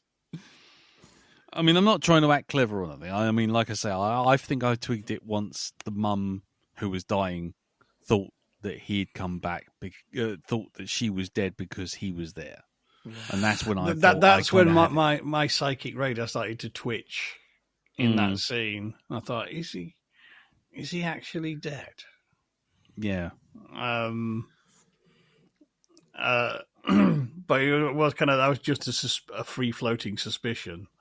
Yeah. I was thinking, oh no, that's just you horror movie maniac. This isn't this sort of film. Behave yourself. You know what I mean? It's kind of that's the horror writer in me going, well, what if it was a kaiju? Sure, shrunk down into a small bearded man. At the end, he's going to go to Godzilla proportions and destroy Essex. What about that?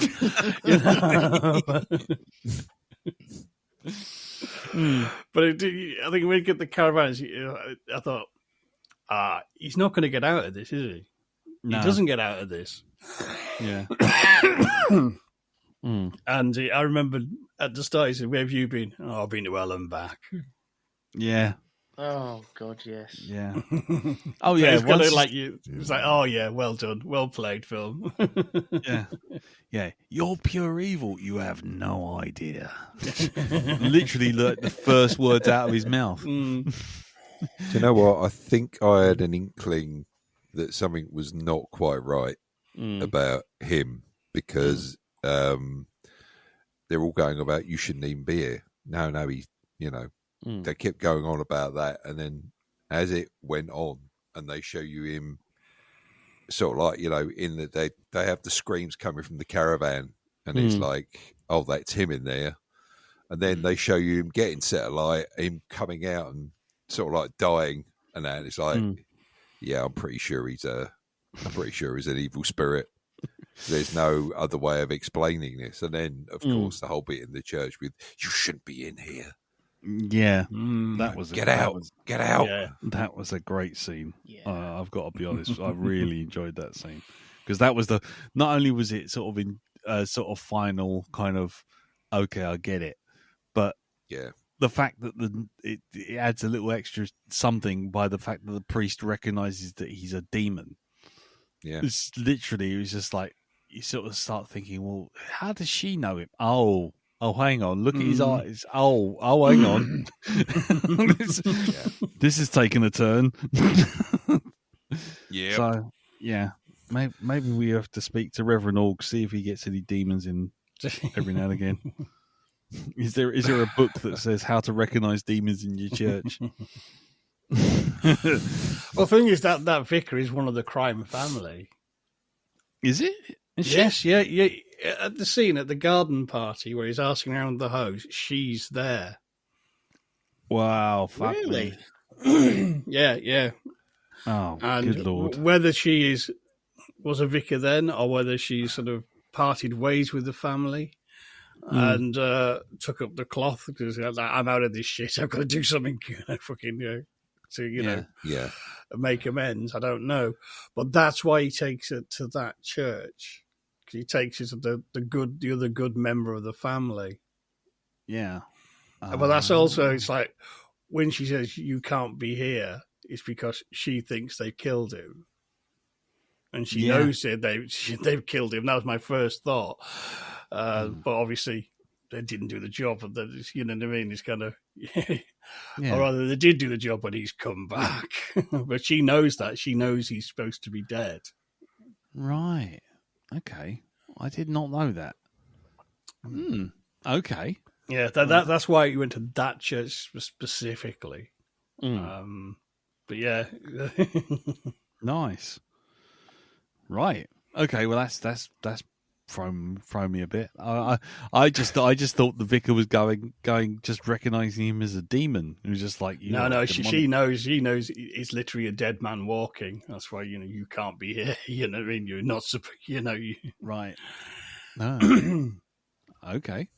But when she says get out, it's a house of God. That's when it's going. Oh, he's more than just a dead man walking. He's an agent of the other side, isn't he? Yeah.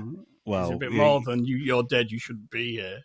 It's like literally you shouldn't be in this building. Yeah. But that's an interesting thing because that suggests that, kind of there's some deal being done. He's allowed to do that because he's on a mission of mercy. As well as a mission of vengeance. He's there to save us all, so he can actually enter that church without bursting into flame or whatever. Yeah. That's really interesting. I like that. Cool. What else? Yeah, I mean,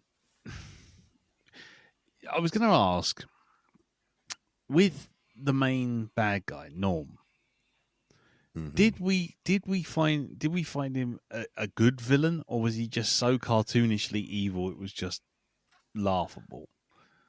The only reason I say that is because there was a few times, as evil as he was and as dark as it was, you just sort of like, there he is sitting there with two cops around him in a was it cafe, basically paying off the cops and going off and getting on a Wurlitzer with a bloody shotgun casually cradled in his arm and, on a Ferris wheel, and he was just getting, it was kind of skirting that very closely to the edge where it's just like, I don't care how fucking Mr. Big you are, someone would have taken you down by now. I just don't see it not happening. Well, there are some people, who should be gangsters, as in they've got the right temperament for it. And there are some people you shouldn't.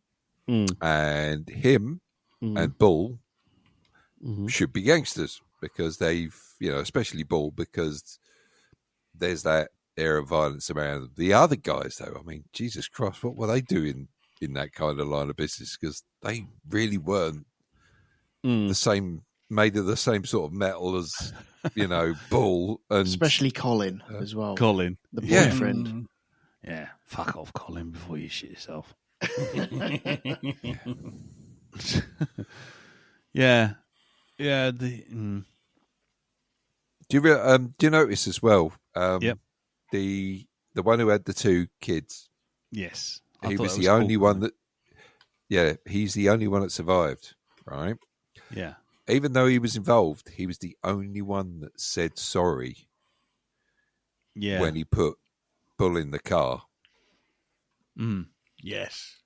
Yes. So he was actually called Beardy. I've just noticed. Colin was the boyfriend, obviously. Yeah, Beardy. Yeah, fuck off, Beardy, before you shit yourself. Yeah.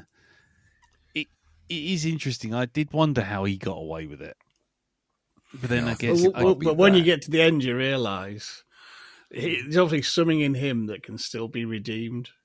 Yeah. I mean, he's a classic follower. Yeah. I mean, because Norm's whole setup is, I mean, he's this gangster, but he's sort of he's a gangster who's hiding as a building contractor or whatever he does. And this guy is someone who got drawn into his circle, probably was employed by him as a plasterer or something, or a carpenter. And you're a big lad, aren't you? Yeah. Come and help me out if you want to learn some extra. And he's got sucked into way in over his head. Yeah. Whereas a lot of the others, they're quite committed to do the dirty work. They don't have a problem with it. No. Cool. Right. What else? I mean, I know we've all seemed to be fine with it. I know that I'm going back to the twist again, but did you feel like, because once they finally underline it with all the flashbacks to look at my eyes thing over and over again. I mean, it was pretty fucking good, wasn't it? It was that was kind of like, oh my word. Oh Jesus! And then you recontextualize all the things where he's like, look in my eyes, and people start screaming, and you're thinking, oh yeah, that's just a threat. And then all of a sudden it's like, oh no, his eyes have gone completely black, and everyone's fucking shitting themselves because they're literally face to face with a actual literal demon. Yeah. But did you? I mean, I have to say, I'm glad it didn't tip over, but looking back on it, that moment of him suddenly being a proper avenging angel in quite real terms, could that not have tipped the film over a little bit, been a bit farcical? Because I thought, looking back on it, trying to describe it to Carol, because she wouldn't watch it. She was doing other things, and then I read the description and she was like, not really in the mood for that. But she asked about it today, and as I was recounting the film to her, I thought, blimey, hang on. This is one of those films where if you say it out loud, you think, oh my God, that sounds ridiculous. Yeah. I think by the time you get to the end and get to that reveal, the film's got you on its hook. Yeah. And the actual flashback reveals as well. It's like going right back to the start and his first lines, and you go, oh. But it connects the dots, he's kind of the final terror is that he's revealed that he is back from the dead, and he's demon supercharged. Yeah.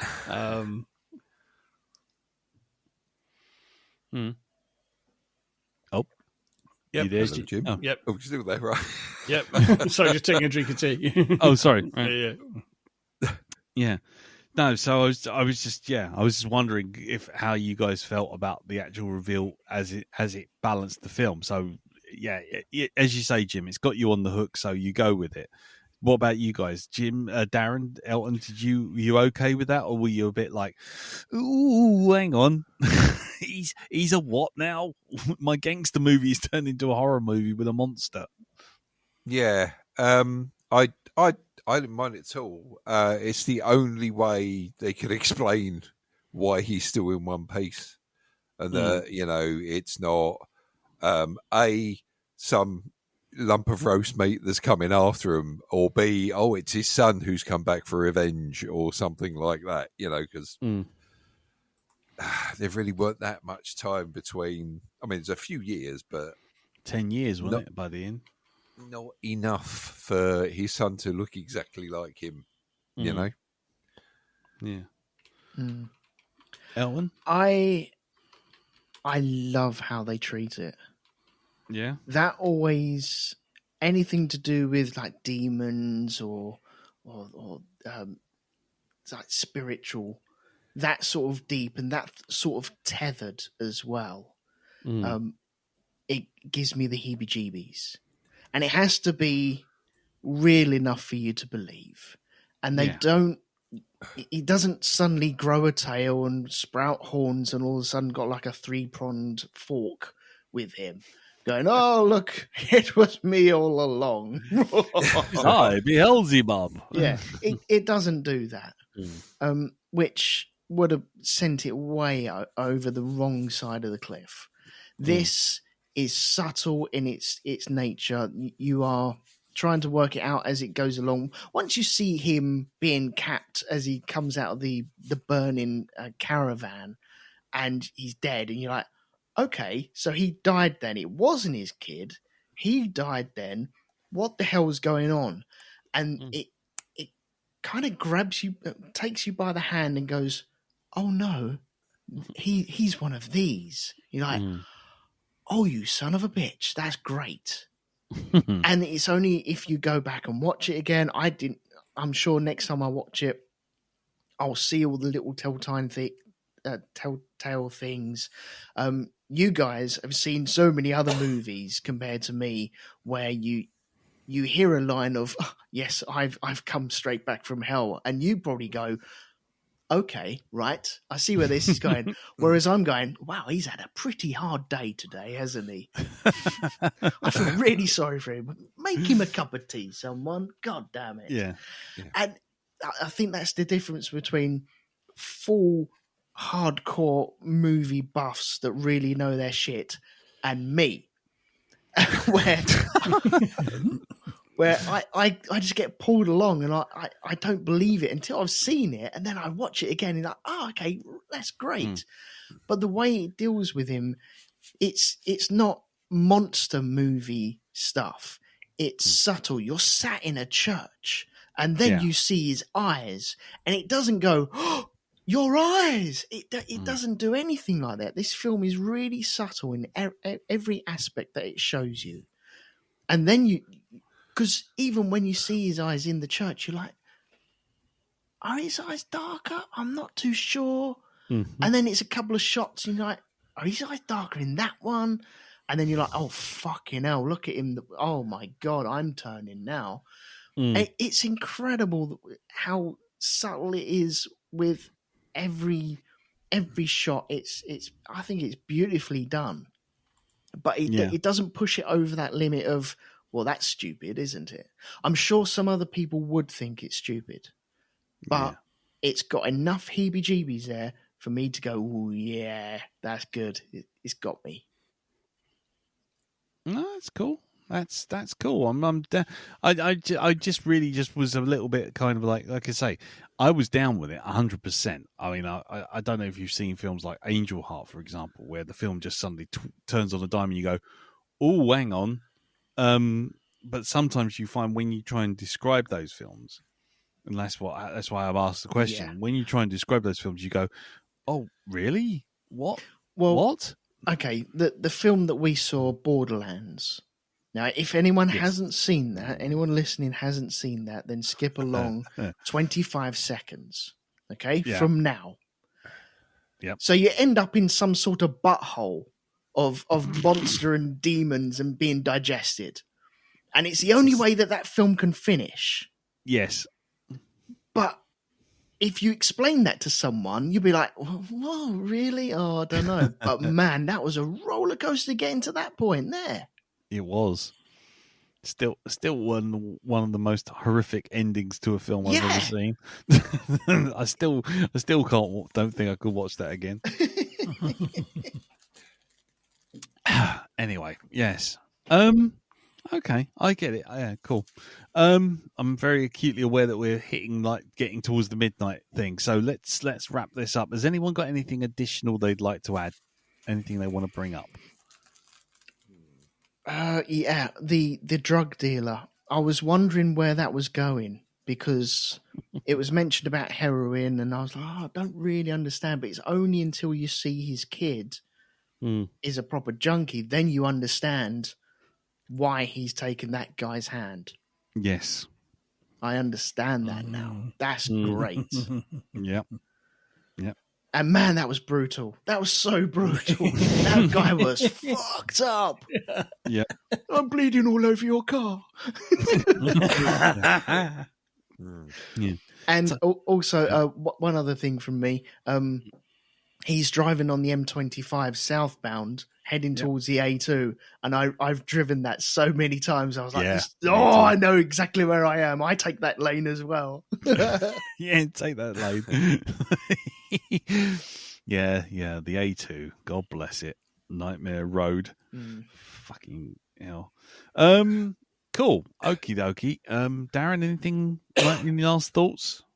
No, I think we've gone through it all. Okay. I've got to be honest. So yeah. Cool. Apart from the line of, I think you've shot her. Yeah.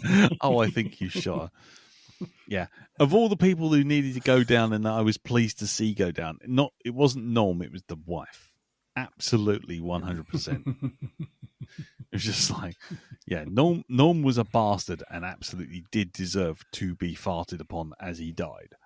I still think that was a missed trick. Really missed trick. But yeah, but no, she was the worst kind of entitled arsehole who needed to go down in a fucking burning flame. So I was quite pleased about that. I'm not gonna lie. Not gonna lie. Right. Jim, anything? I did particularly like the line. I think the moment of catharsis for me, and it's kind of a weird retroactive one, is after he's like chopped Norm's leg and Norm's leg down, he shot his daughter, she's bleeding out, and he just goes, "You know you're going to hell, right?" And by the time you get to the end, you go, "Oh, that wasn't just talk, or that wasn't a metaphor. No, that was literally he knows." He knows exactly what Norm's got coming. Yeah, I know. That's interesting because it's almost like he's not bothered by it, not bothered by returning back. No, either. Yeah, no. Though we didn't actually see him return back to hell, though, did we? he just walked to the grave. Yeah, and that was where it ended. So did he go back? He would go back. He done his job, and that's it. He was away. Yeah. Okay. Cool. He's probably got made up to a supervisor, though, I'd imagine. So yeah. I think he's definitely got a promotion or two. I mean, yeah. I mean, as an origin movie for Marvel's new Ghost Rider movie, I mean, it's fairly extreme, but I'll go with it. I'm on board with that. Yeah. Right. Okay. Well, we'll leave it there. If anybody else has seen this film, has any feedback, you know the usual channels, the Facebook group, facebook.com/groups/the Black Dog Podcast, email feedback@blackdogpodcast.com, and of course me on Blue Sky, which is cartoonbeardy.bsky.social. Right. I'm still, I've been asking about trying to work out what the fuck I'm going to pick for this week. I'm trying to think we might need to go a little bit lighter. Not super light, just something a little bit more, easy going. Good guys, bad guys, bit of tension, bit of action. Yeah, right. Just to let it go a little bit, because I'm not joking. For a blind watch, this was pretty fucking intense. It was, yeah. A good pick, Jim. Absolutely good, solid pick. 100%. I'm really glad I've seen it. So, I'll tell you what I'm going to do. Yeah, I think we're going to head to Disney Plus, and I've got 4 films to pick from Disney Plus. Jim's already seen this list, so I'm not going to ask him. I tell you what. Fuck it. I'm just going to go for Denzel Washington, Gene Hackman, Crimson Tide. Oh man, nice. There were other choices there. There were other choices on that list, Jim. I think you'd agree that they were all good. They were all good picks. Definitely. But all of them had a sort of air of slightly too grim. I think we need to lift up and go. Just good old-fashioned techno thriller. Let's just go techno thriller, techno. And plus, after all my grief on that fucking car battery, nothing will make me feel better than seeing a submarine movie. So, have we all seen Crimson Tide before? Oh, yes. Jim? I don't think I have. Okay. Yeah. Interesting. Okay. Elton? I watched it about 4 weeks ago Oh. to do a review on it. Oh, all right. Hold on. Hang on. No, Beep. let's do it. Beep. Let's do it. Beep. Backing up. Beep. No, let's Beep. do it. No, we're backing up now. No, Too late. No, we got Too to do late. it. We've got to do We're it. backing up. Backing up. Let's No. do it. Backing up. No. I'm not forcing you to watch it again if you just... Oh, and I'm very happy to watch it again. Especially if you've done a review. I'm very happy. The review's not out yet, so it's all Too good. late. Too late. Beep. Oh, no, Beep. don't. Beep. I am. I'm beeping. This is me backing up. Beep. Beep. Beep.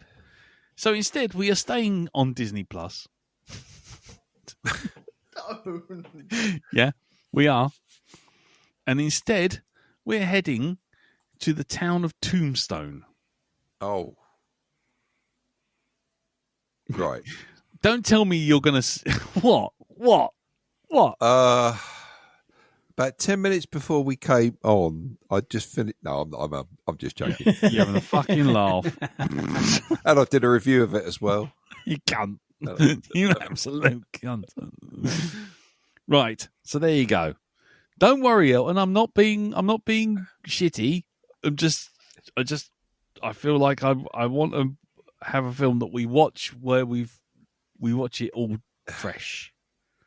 Okay. Don't panic. We will get to Crimson Tide again soon enough. But we are instead heading to Tombstone. Stress. I need to unwind.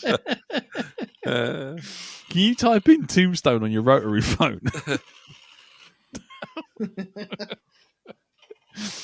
8. And then do 8 again. Right. Okay. So there you go. It has been decided. Choices made. Have you guys seen Tombstone before? Darren? Never. I've never seen it. Okay. Jim?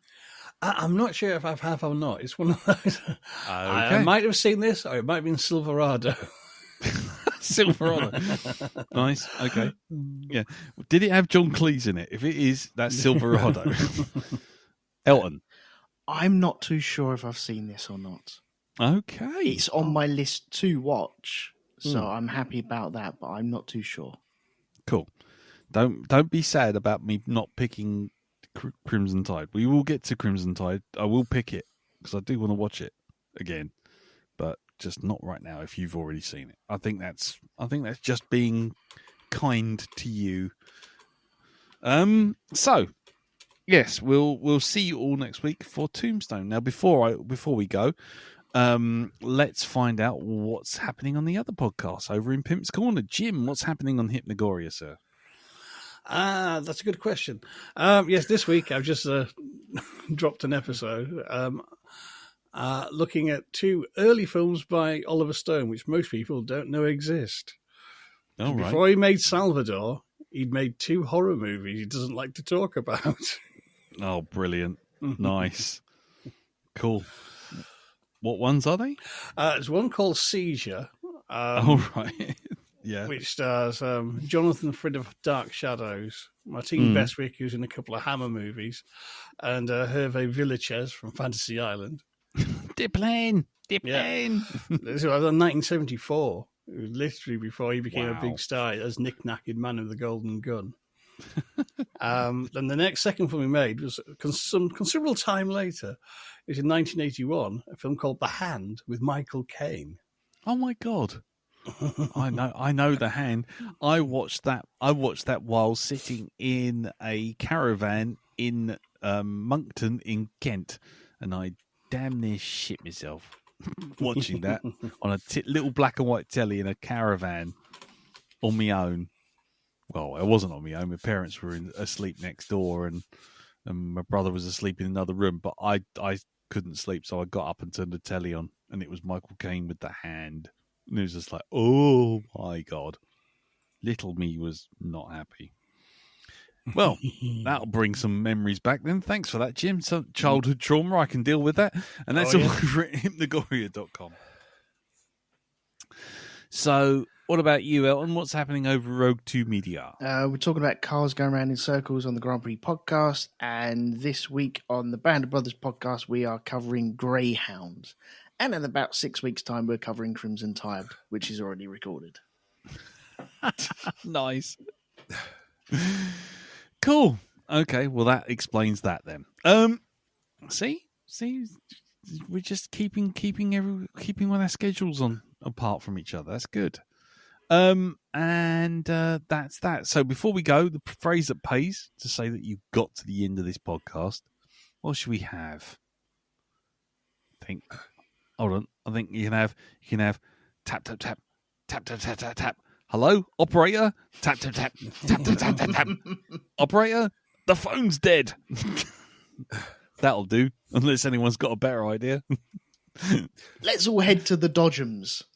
Yeah, let's all go to the Dodgems. That's it. Go to the Dodgems. Look at my eyes. There you go. That's giving everyone enough to pick from. Yeah, there's enough for me there. There's enough there. Right. Okay. Well, until next week, which we will be recording on Wednesday, not the Tuesday, because I'm being Dad Taxi. Until then, we will see you for Tombstone, and we stay safe. Thank you very much for listening. Thank you, Jim. Thank you, Darren. Thank you, Elton. No problem. And we'll see you all next week for Tombstone. Go for your gun. Until then, take care. Tatty, bye. Bye-bye. Bye-bye. Ta-da. There's a voice that keeps on calling me. Down the road, it's where I'll always be. Every stop I make a new friend. Can't stay for long, just turn around and I'm gone again. Maybe tomorrow I'll wanna settle down. Until tomorrow, I'll just keep moving on. I already came for a kebab.